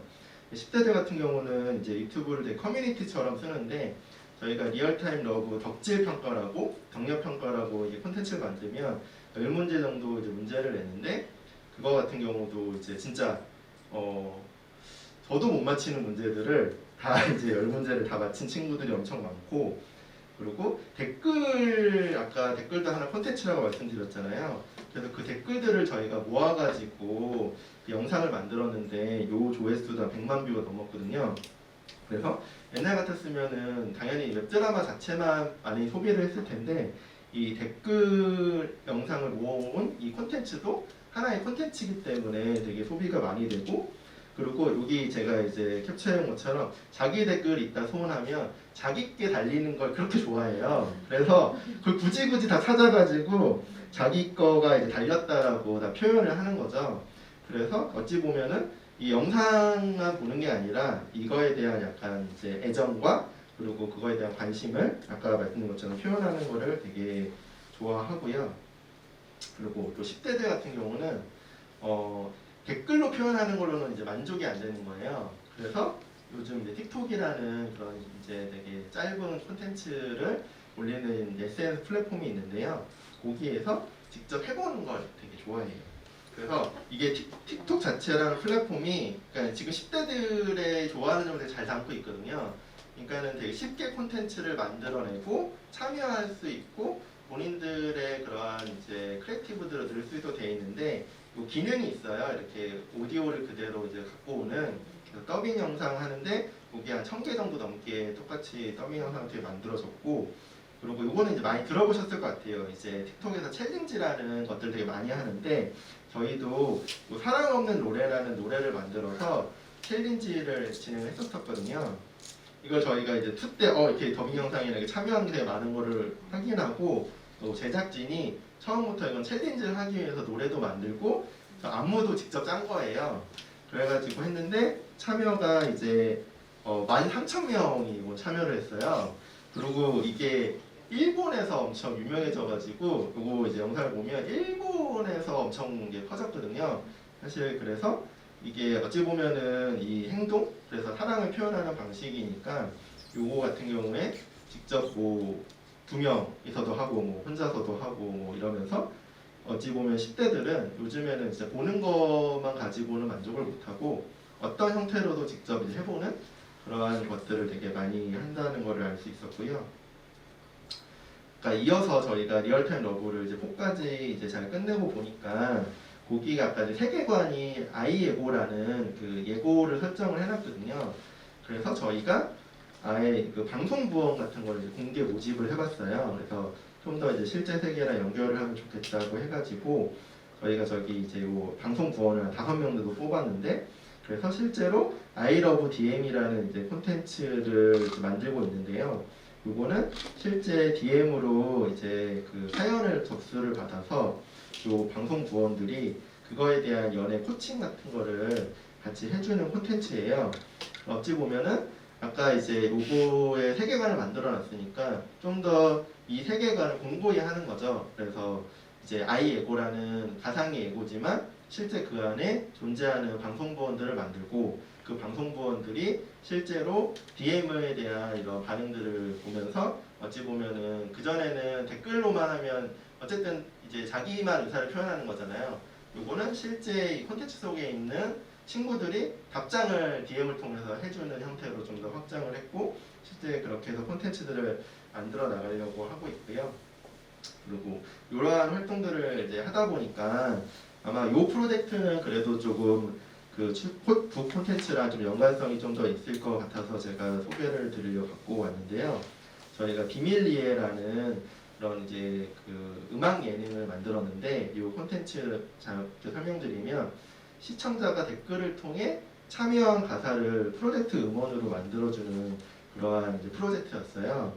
그래서 이 그룹이 이제 콘텐츠 안에 저희가 이제 그 짝사랑에 관련된 그런 내용을 가지고 이제 댓글 작사로 유도해서 저희가 그 실제 그 댓글 가사를 노래에 반영을 해주고 그리고 음원을 이제 발매한 케이스인데 근데 이게 조회수는 저희가 뭐 제일 많이 나온 게 한 15만 정도 나오고 그리고 이제 그 뭐 어떤 거는 조회수가 한 이제 7, 8만 정도밖에 안 나왔는데 반대로 이제 댓글은 이제 다 1000개, 2000개 이상씩 달렸어요.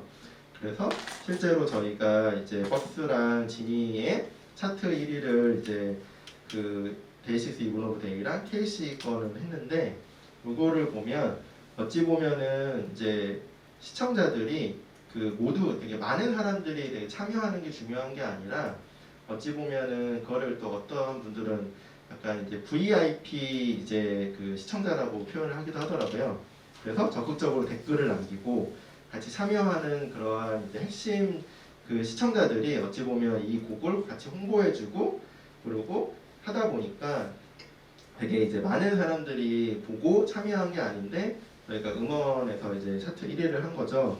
그리고 그 이후에도 저희가 인스타그램이나 아니면은 이제 뭐 유튜브 커뮤니티들을 이용해서 그 실제로 댓글로 만들었던 것들을 직접 재생산해서 저희가 이게 아래 보이시는 것처럼 이렇게 표현을 다 해줬어요. 그래서 이거는 실제 이제 저희 영상을 본 이제 시청자들이 남긴 사연이나 아니면 이제 댓글을 통해서 저희가 다시 이거를 재확산하기도 하고 다시 그 짝사랑에 대한 그런 내용들을 평상시에도 같이 끊임없이 소통하면서 저희가 하나의 이 팬 커뮤니티가 될 수 있도록 이거를 형성해 나가고 있는데 저희가 최근에는 그걸 좀 확장해가지고 책과 노래를 공감하는 커뮤니티형 콘텐츠라고 너에게 들려주고 싶은 책 노래라고 스피노프 콘텐츠도 만들고 있거든요.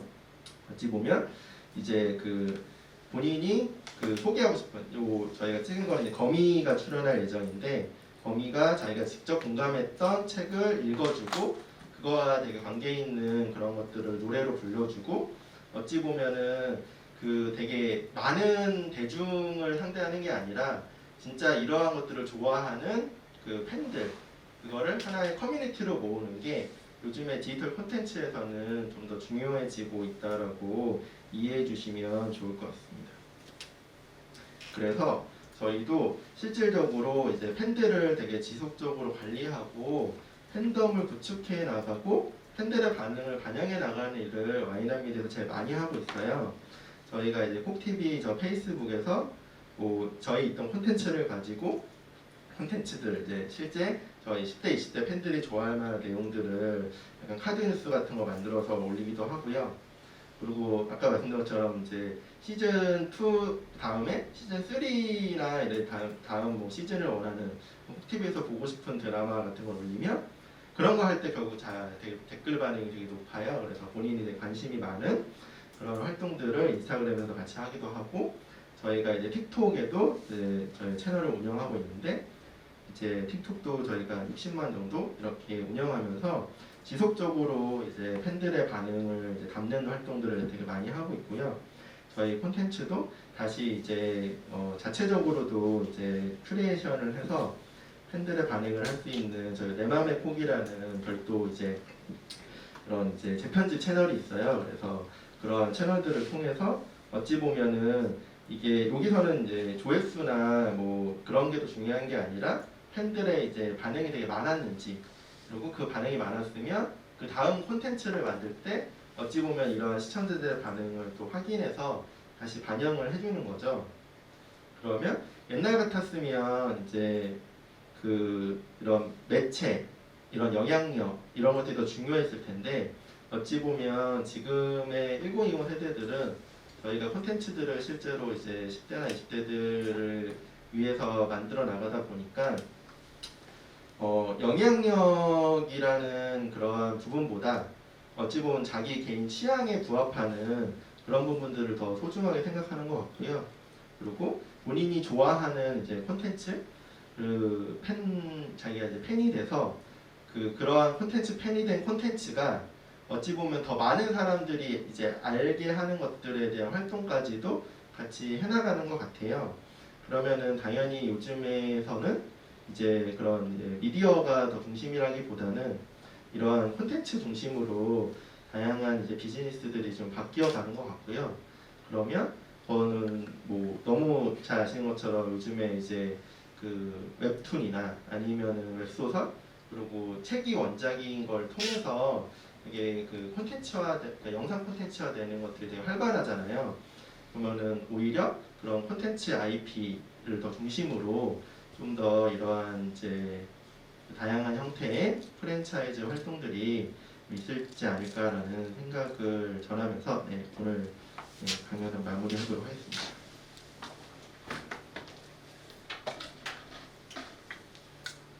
예, 이미준 부대표님 그 발표 잘 들었습니다. 부대표님 말씀해주신 내용들은 뭐 대체로 이제 영상 중심으로 그 설명을 해주시긴 하셨지만 출판 쪽으로 옮겨와도 비슷한 내용 같아요. 그러니까 지금은 결국 그 소비자가 소비자의 영향을 머무는 게 아니고 그 소비자가 콘텐츠를 만들어내는 사실 출판 쪽도 웹소설이나 그림 대양들이 영상 미디어와 크게 다르지 않다고 생각이 듭니다. 질문들이 여러 가지 올라왔는데요.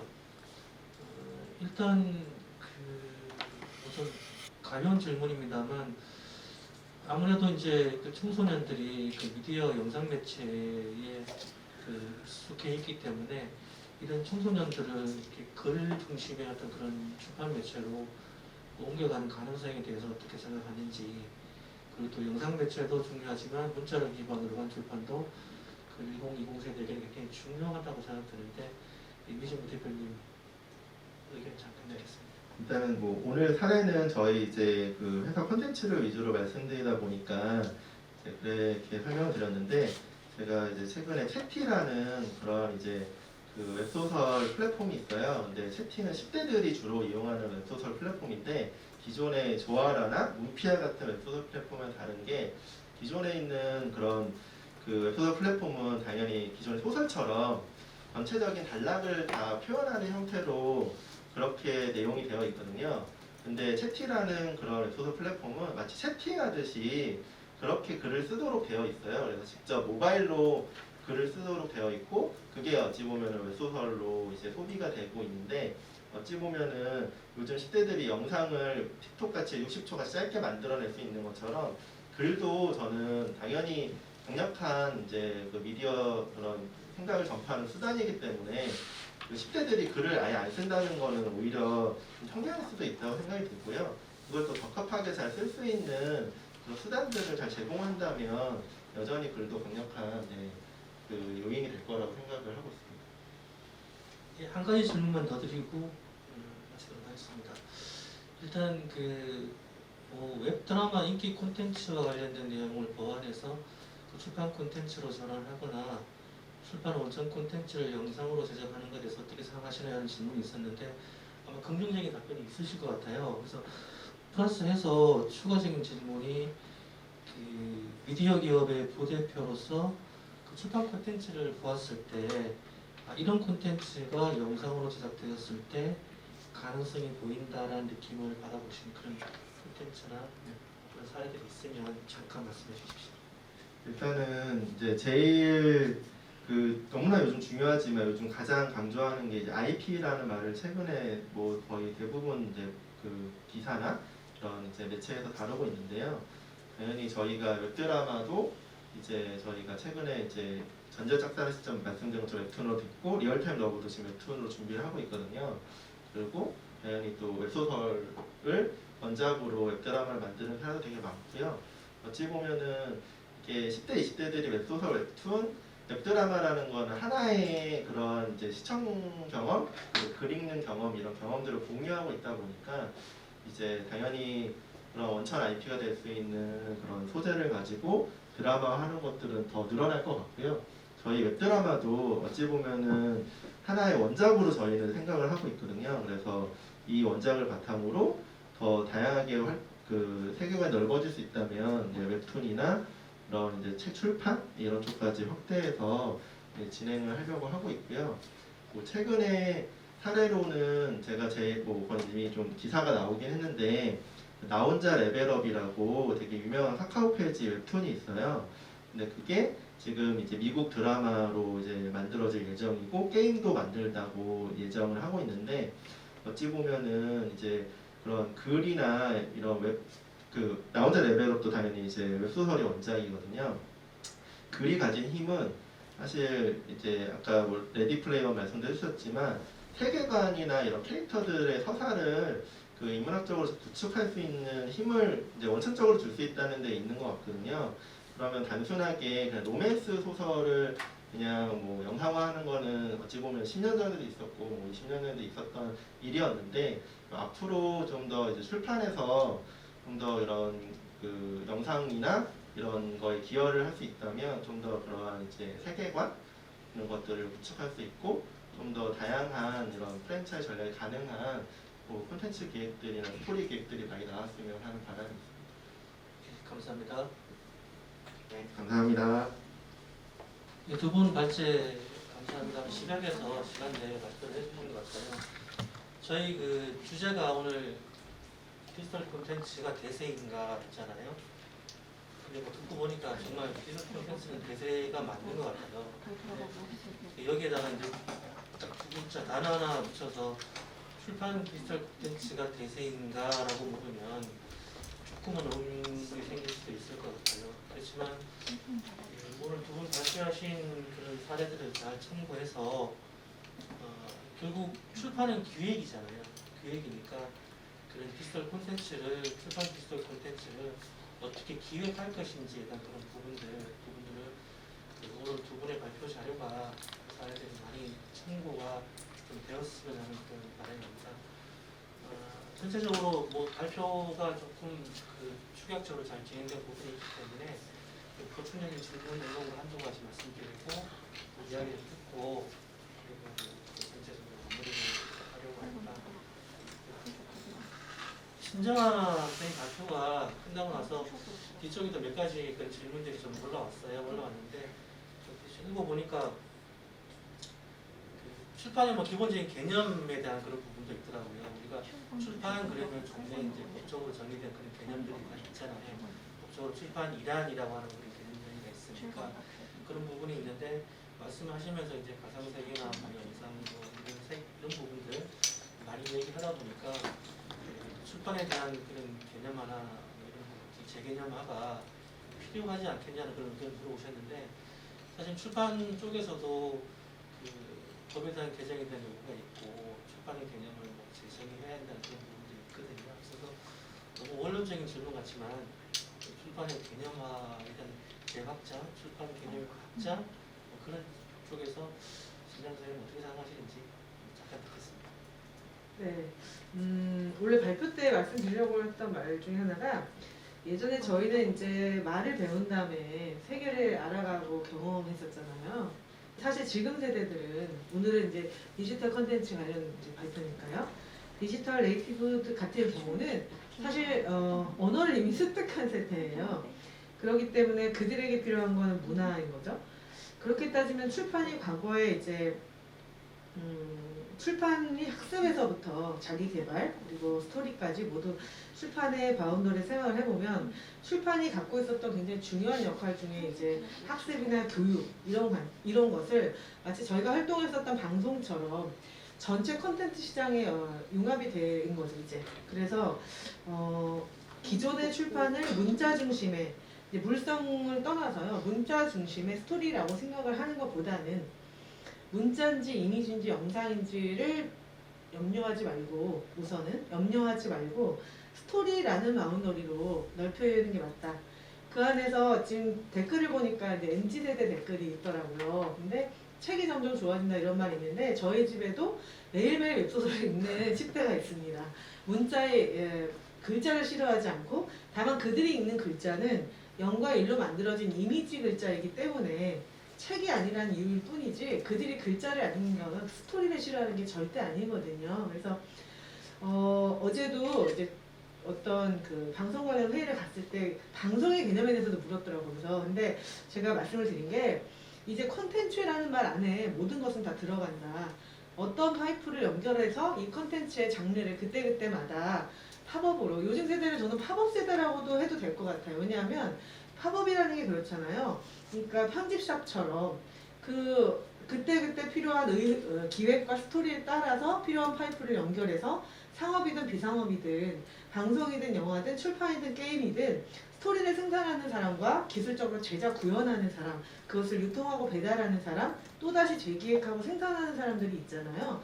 여기서 우리는 출판이야 우리는 방송이야를 고수할수록 연결이 떨어질수록 결과적으로는 소통도 떨어지고 신호가 약해질 수밖에 없다. 그래서 출판을 재정의하실 때 법적인 거 제가 잘 모르겠는데 방송 쪽에서는 요즘에 OTT라는 말로 거의 지금 다 수렴이 되고 있고 방송도 OTT로 많이 넘어갔으니까 결과적으로 출판도 OTT 컨텐츠 안으로 같이 그 세계관 안에 지금 들어와 있는 상태니까요. 결국엔 통신법하고 방송법하고 출판법 모든 것이 사실은 교집합이 만들어져야 될 때가 온 거죠. 네. 예. 그리고 또 하나 질문 올라온 것 중에서 우리 이미준 대표님 답변해 주실 것 같은데요. 좀 답변이 예상되긴 합니다만 발표하신 사례들이 처음부터 기획된 프랜차이즈 전략에 따른 것인지 아니면 반응을 보면서 그때 확장해 나간 것인지 궁금합니다라는 질문이 올라왔어요. 네. 그러니까 뭐 당연히 처음부터 기획된 이제 방향성은 정해져 있는 거고요. 저희가 이제 10대들이라고 하면 기본적으로 좋아하는 이제 공감적인 요소라든지 캐릭터라든지 그런 아까 말한 스토리는 기본적으로 사람과 공간을 이제 반영을 하니까 그러한 부분들은 이 기획이 되어 있는 거고요. 그리고 대신에 이제 저희가 보통 이제 그 애정 콘텐츠 같은 경우는 이제 레디메이드 콘텐츠라는데 다 만들어진 형태의 콘텐츠를 그냥 TV 프로그램으로 이제 튼다고 한다면 요 같은 건 기본적으로 뭐 유튜브라든지 뭐 기본적인 OTT 채널들은 다 반응을 이제 직접적으로 수용할 수 있는 그런 디지털 환경에서 콘텐츠를 이제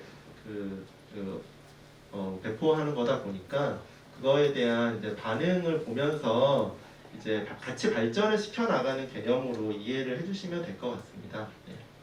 그래서 기본적으로는 이제 콘텐츠는 당연히 어떠한 형태로 이제 만들어 나갈 것이다라는 것들을 기획을 하지만 그거에 대한 이제 시청자 반응을 보면서 어찌 보면 다른 형태로 콘텐츠가 이제 뭐 스피노프하면서 발전하기도 하고 원 콘텐츠도 다른 형태로 좀 이제 반영을 해주기도 하고 어찌 보면 같이 이제 만들어 나가고 하나의 이제 그 세계관 속에서 이제 팬들이 좀 놀 수 있는 공간적 개념이 좀 콘텐츠에 더 들어가는 것 같아요. 네. 기본적으로는 이제 단순히 콘텐츠를 예전에는 기획해서 그거를 이제 제작자들이 만들어서 이제 올린다는 개념에서 어찌 보면은 이제 그런 시청자들과 함께 할 수 있는 그러한 이제 팬 커뮤니티 공간에서 콘텐츠들을 이제 좀 함께 만들어 나가는 개념으로 좀 바뀌어 간다라고 이해해 주시면 더 좋을 것 같습니다. 네, 감사합니다. 우리 신정 선생님 그 발표하신 그 내용 중에 네. 그 이런 질문이 있었어요. 아까 그 설명하는 중에 가상 공간, 그 예를 들어서 뭐 고흐의 방 네. 말씀해 주셨잖아요. 이거를 구축하려면 어떻게 해야 할까요? 뭐 어떤 네. 전문가와 아, 협력하는 게 좋을지요? 이런 네. 이거는 지금 이제 막 열리고 있는 세계관입니다. 그러니까 사실 저는 그 레디 플레이어 원 영화를 한번 보시는 건 정말 추천드리는 게 보통 그 영화에서는 그 부분이 굉장히 이스터 에그를 풀기 위한 도구적으로만 사용이 됐는데 그 어떤 개발자가 자기의 삶을 영상으로 구축한 그 방을 돌아보는 것이 우리로 치면은 회고록을 읽는다거나 평전을 읽는 그런 행위인 거예요. 그 행위가 영화에는 그렇게 나오거든요. 근데 최근에 이제 예를 들면 문화유산 채널에서 구축하고 있는 전통문화유산의 VR 홀로그램 같은 경우가 그 예인데 우리나라에 지금 홀로그램이나 매트릭스를 지금 제작할 수 있는 스튜디오 자체가 굉장히 작아요.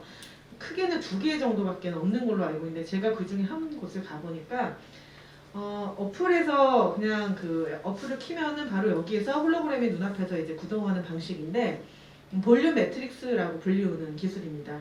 그런데 이제 그렇게 하려면 지금 물어봐 주셔서 답을 드린다면은 그렇게 하려면 사실 이제 XR이라는 말은 굉장히 혼합적인 말이기 때문에 XR 기술은 아직은 그 출판에 바로 올 필요는 없을 것 같고 지금 영화 속에 있는 그 정도라면은 볼륨 매트릭스가 아니어도 사실은 영상 구현을 하되 그 영상을 내가 그 공간감 있게 보면 되는 거거든요. 그럼 VR 컨텐츠만으로도 어쩌면 유튜브로 그냥 그 오클러스를 쓰고 유튜브를 보는 것만으로도 누군가의 삶을 소통할 수 있는데 독일 같은 경우 아우슈비츠 그 피해자들, 생존자들과 대화를 나누는 방식의 컨텐츠를 제공해서 전 세계에 유통하고 있습니다. 그러면 그 사람이 홀로그램으로 가면을 하고 질문을 받아줍니다. 그러니까 그거는 어디에나 있고 어디에도 없는 이런 표현하고 똑같은 거거든요. 그렇다면 100년 전, 200년 전 미술가 혹은 우리가 책에서 굉장히 만나고 싶어 했던 역사가 무슨 정치인들을 홀로그램이나 VR로 재현을 해서 그들의 방을 구축하려면 당연히 VR 기술자들이 필요로 하긴 한데 핵심은 여기에서 너를 만났다 그 기술팀이 했던 인터뷰 중에 다큐에 보면 그런 얘기가 나오는데 누구와 어떤 시간을 공유할 거냐 그 사람의 생애를 전체를 가져올 수는 없는 거니까요. 그 중에 어떤 시간과 어떤 장면들을 소환해서 그 만남이 내 삶에 유효하게 마치 우리가 지금 북 읽어주는 사람 그 북큐레이션 이런 거 많이 하잖아요. 그런 것처럼 그 사람의 그 저자의 입으로 직접 이야기를 들을 수 있을 만큼의 현실감을 우리는 어떤 것을 그러니까 기본적으로 큐레이션을 바탕으로 하는 거죠. 큐레이션을 바탕으로 아까 그 비밀리에라든지 그 다음에 북큐레이션 방식처럼 해도 좋은데 저는 더 중요한 건 지금 우리 눈앞에서 지금 사라져가고 있는 것을 먼저 홀로그램으로 구현하기 위한 구축이 필요하다. 지금 저자. 제가 전주영화제에 이번에 갔을 때 2차 술집에서 황석영 쌤을 만났어요. 거기서 영화를 가지고 이야기를 하고 있었는데 이번 영화제에 노회찬 641이 처음 오픈됐습니다. 근데 그런 이야기를 나누는 그 시간, 그분, 그 자리, 그것은 책 속에서 딱딱하게 멋있는 문장으로 만나는 황석영하고는 다른 거거든요. 그러니까 우리가 그 사람의 향기와 그 사람의 공간과 그 만남을 굉장히 생생하게 하는 VR 컨텐츠 같은 경우는 기술자를 잘 만나는 건 굉장히 중요하지만 그 이전에 제가 아까 레디 플레이어 원작을 얘기한 것처럼 그 이전에 우리가 소환해야 되고 소환해야만 하고 소환할 수밖에 없는 그 인물과 장소와 시대와 자리가 어디인지가 먼저 사실은 규명돼야 되는데 안타까운 것은 지금 눈앞에도 엄청나게 그렇게 해서 소환되어야 하는 수많은 스토리의 자리들이 있지만 우리는 너무나 그것들을 놓치고 있지 않나라는 생각이 들어서 너무 막 어제 오늘 그저께 막 최근에 업로드 업데이트한 것들에 메모리 되다 보니까 이것들을 굉장히 오랜 세월 향기를 가져왔던 책들의 향기는 현실적인 로그 안에서 없어지는 것 같아서 만약 그런데 관심이 있으시다면 저는 그 VR 컨텐츠, VR 다큐멘터리 시네마 지금 애플 같은 경우는 시네마 그 애플 시네마라고 해서 새로 쓰기 전용의 영상들을 제공하고 있거든요. 어플로도 제작이 가능한 어플들이 있어요. 이게 제작이 어려운 건 아닌데 정말 그 시간과 공간과 사랑을 기획하는 것은 저는 출판 전문가 분들에게 그 능력이 가장 최대치라는 생각이 듭니다. 예. 그 댓글 질문 하나만 더 드리고 그 사회자 질문 하나 드리고 마치도록 할게요. 그 댓글 중에는 그 아무래도 그 청소년이나 어린이 그 세대를 걱정하는 분들이 많은 것 같아요. 그래서 댓글 올라온 거 그대로 읽어드리면 그 어린이나 청소년 같은 경우에 그 가상 현실 세계로 인해서 정체감의 어떤 상실감 같은 것을 느낄 수 있을 것 같다. 그래서 메타버스 콘텐츠를 제작할 때 조심해야 될 부분이나 법적인 제재가 있는지 간단하게 부탁드립니다. 네, 제가 전체를 다 말씀을 드릴 수가 없는데 제가 이제 작년에는 이 컨퍼런스에서 그 모여라 동물의 숲 코로나 때 가장 많이 팔렸던 게임기 안에서 구축되었던 그 세월호 추모방을 소개해 드린 적이 있어요. 근데 올해는 이제 VR 컨텐츠 용균이를 만났다를 말씀을 드리는 것이 이 챌린지나 액티비즘이 어떻게 보면 놀이이고 즐거움이고 돈일 수 있지만 반대로 연결이고 소통이고 또 인문학일 수 있다라는 것을 끊임없이 알려줘야 한다. 우리가 책을 통해서 역사를 배우고 책을 통해서 문화를 배웠듯이 이 책 콘텐츠가 어떻게 발전이 되더라도 메타버스 안에 영상으로 가고 가상으로 가더라도 사실 제일 중요한 것은 그 속에서도 인간에 대한 예의, 그 속에서도 남의 자유를 침해하지 않아야 되는 예의, 그 다음에 나의 자유가 소중한 것들에 대한 그리고 개인의 어떤 공간과 시간을 굉장히 존중하는 것에 대한 것들 이런 것들은 사실은 메타버스라고 다르지 않다고 생각하는데 그 뭐 학교에서 같이 이런 것들을 해주시면 좋지만 요즘 선생님들이 너무 경무에 시달리시니까 근데 저는 끊임없이 주장하는 게 고등학교부터 또는 중학교, 초등학교 고학년부터는 그 가상에서의 소통, 수업 그리고 아이들이 직접 자기들의 세계를 구축해 가면서 선생님과 소통하고 그것을 안에서 진로를 설계해보고 그 안에서 세상의 경험을 해보는 것들로 리터러시가 바뀌는 것이 맞다라는 생각이 듭니다. 그러니까 우려하고 부정하고 비판하는 것도 필요하지만 반대로 좋은 것을 알려주고 가치 있는 것을 만들어보는 것으로서 그것을 같이 구축해가는 것이 더 중요하지 않을까라는 생각이 듭니다. 예, 답변 감사드립니다. 그리고 이제 마지막으로 이런 질문 한번 드려보고 싶어요. 이제 그 두 분 박제자님들 오실 때 그 출판문화산업진흥원의 디지털 콘텐츠가 대세인가라고 하는 그런 그 세미나장에 오신 거잖아요. 근데 저도 이제 뭐 출판문화산업진흥원에 오래 근무를 했지만 그 늘 보면 이제 공적인 그런 영역은 그 민간에서 그 진행되는 그 트렌드의 변화나 아니면 그 흐름들을 바로바로 따라가지는 못해요. 조금씩 아마 이렇게 시차를 두고 어떤 부분들이 이제 그 흐름의 대세가 되고 또 발전하는 그런 싹이 보이면 그 싹들을 좀 더 크게 키워주면서 시장을 활성화시켜주고 시장에서 주도적 역할을 할 수 있게 만들어주는 게 공적 영역 진흥원들의 주로 역할인 것 같아요. 그래서 지금 발표하신 메타버스 이야기나 뭐그 와이나 미디어의 그런 사례들 이런 것들이 굉장히 지금 출판 쪽에서도 좋은 참고 사례가 되고 이제 출판도 이제 미디어 디지털 콘텐츠 하면 뭐 전자책이나 오디오북 이렇게 한정되지 않고 3차원적인 어떤 사고를 해야 되는 게 아닌가라는 그런 생각들이 많이 드는데 그 지금은 당장은 조금 어려울 수도 있고 혹은 뭐 시기상조일 수도 있지만 적어도 출판 콘텐츠 종이책이든 아니면 디지털 콘텐츠 전체를 그 총괄하면서 그 지원하고 있는 출판문화산업진흥원에서 그 디지털 콘텐츠를 조금 더 견인하고 어떤 그꼭 견인이 아니더라도 지금 흘러가고 있는 이런 대세들을 부합하면서 시장 활성화가 될 수 있는 어떤 그런 조금의 그 조언이나 아니면 진흥원이 이런 사업을 했습니다도 좋겠고 아니면 출판이 좀 이렇게 했으면 좋겠다라는 좀 부분도 좀 이야기 해주시면 오늘 이게 유튜브를 시청하시는 분들이 아무래도 관계자분들인데 도움이 되지 않을까 싶습니다. 결국 이렇게 어찌 보면은 정부 차원이나 이런 진흥원 차원에서 하는 거에서 결국 변하지 않는 거는 결국 창작자들은 사람이니까요. 저희가 뭐 AI가 그 콘텐츠를 만드는 게 아니라 결국은 사람이 만든다고 하면 그 책 콘텐츠도 출판 콘텐츠도 요즘의 창작자들 어찌 보면은 어쨌든 10대 20대들이 계속 창작을 해야 끊임없이 이제 출판 콘텐츠도 이어질 텐데 저희도 이제 영상 같은 경우 아까 설명드린 것처럼 저희 20대 그런 젊은 창작자들이 어찌 보면 더 어떻게 하면 더 편하게 콘텐츠들을 이제 만들 수 있을까에 대한 고민을 되게 많이 하거든요. 그러면 똑같이 출판도 이제 10대, 20대들이 더 출판에 관심을 가지고 근데 요즘 너무 이제 쉬운 거잖아요. 예전에는 출판을 한다는 거는 이제 아예 이제 그 종이책을 만들어야 되는 거니까 되게 어려웠는데 당연히 전자책도 있고 웹소설도 있고 또 최근에 이제 카카오 페이지에 인수된 레디씨 같은 경우는 그 출판하는 그런 웹소설 작가들을 되게 집단으로 같이 이제 협업할 수 있는 툴 같은 걸 만들어서 되게 창작들을 지원을 많이 해주고 있거든요.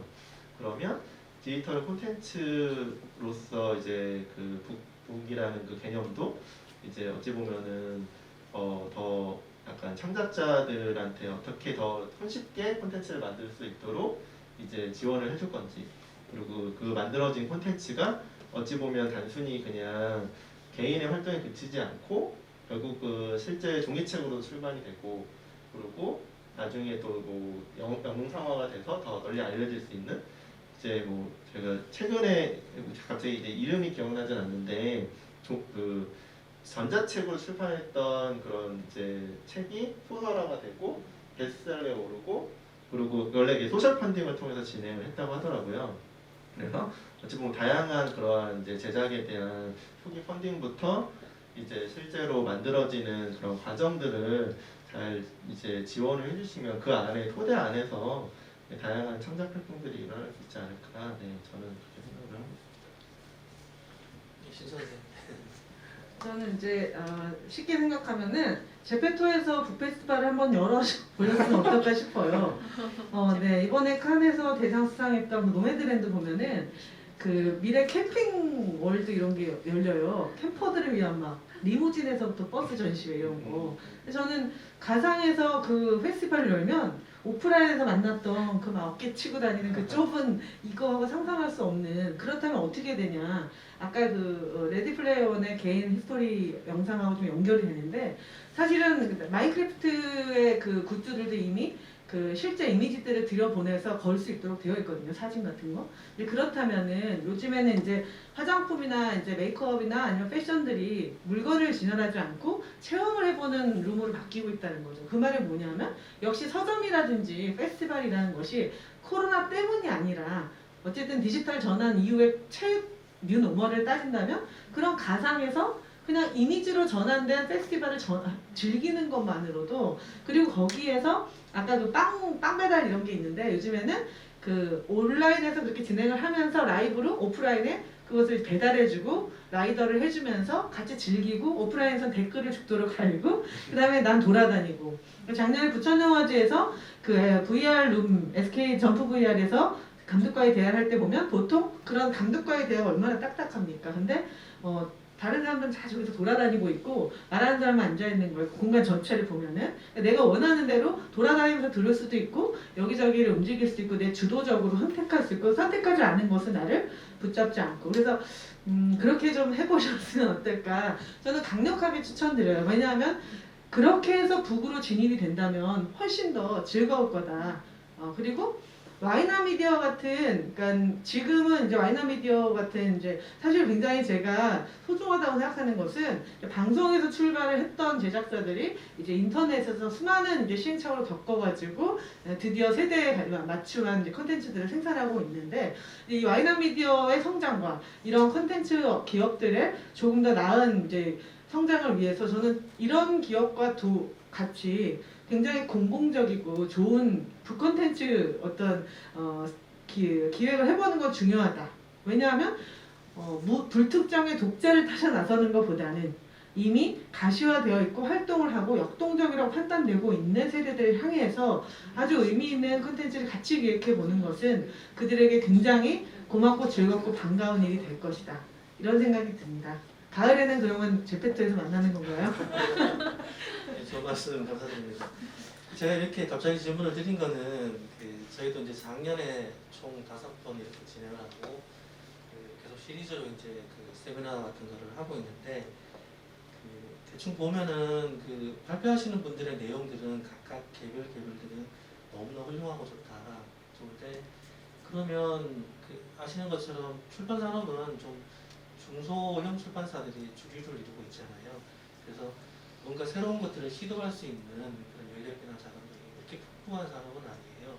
그러다 보니 좀 작은 중소 출판사들이 또 미디어 콘텐츠에 관심이 있는 그런 분들이 그러면 한번 시도를 해보려고 하면 그러면 뭘부터 해봐야 할까라고 하는 그런 고민들을 많이 말씀해 주시고 또 하나는 그런 고민과 덧붙여서 그러면 진흥원은 어떻게 뭔가를 또 할 수 있을까 해줄 수 있니?라는 그런 질문들을 하시거든요. 하셔서 사실은 제가 모두에도 말씀드렸지만 진흥원이 처음부터 모든 것들을 다 견인해 가기는 어려운 상황이니까 이렇게 새로운 트렌드나 흐름들을 좀 발표해 주시고 그런 부분들이 조금이나마 새로운 시도를 주하게 할 때 도움이 되는 그런 방향으로 되었으면 하는 마음에서 이 세미나를 하는 거라서 질문드리고 좋은 답변 감사드립니다. 예. 이제 서서 이제 마무리를 해야 될 시간인 것 같습니다. 제1차 디지털 콘텐츠가 대세인가라는 주제의 세미나는 앞서 말씀드린 대로 정말 대세인 것 같고요. 두 분의 발제 내용들을 잘 참고하셔서 출판 산업에 기여할 수 있는 방향으로 뭔가가 시도가 이루어졌으면 하는 그런 생각입니다. 그리고 저희 6월 세미나가 있습니다. 6월 세미나는 저희들이 디지털 콘텐츠 확장을 위한 유통구조 혁신이라는 주제로 6월달 찾아갈 예정입니다. 지금도 가급적이면 저희가 날짜 부분을 준수해서 마지막 주에 6월 마지막 주에 더 좋은 콘텐츠와 내용을 가지고 세미나로 찾아뵙도록 하겠습니다. 진흥원을 대신해서 오늘 발제해 주신 두 분께 진심으로 감사의 말씀 드리겠습니다. 예, 감사합니다. 마치겠습니다.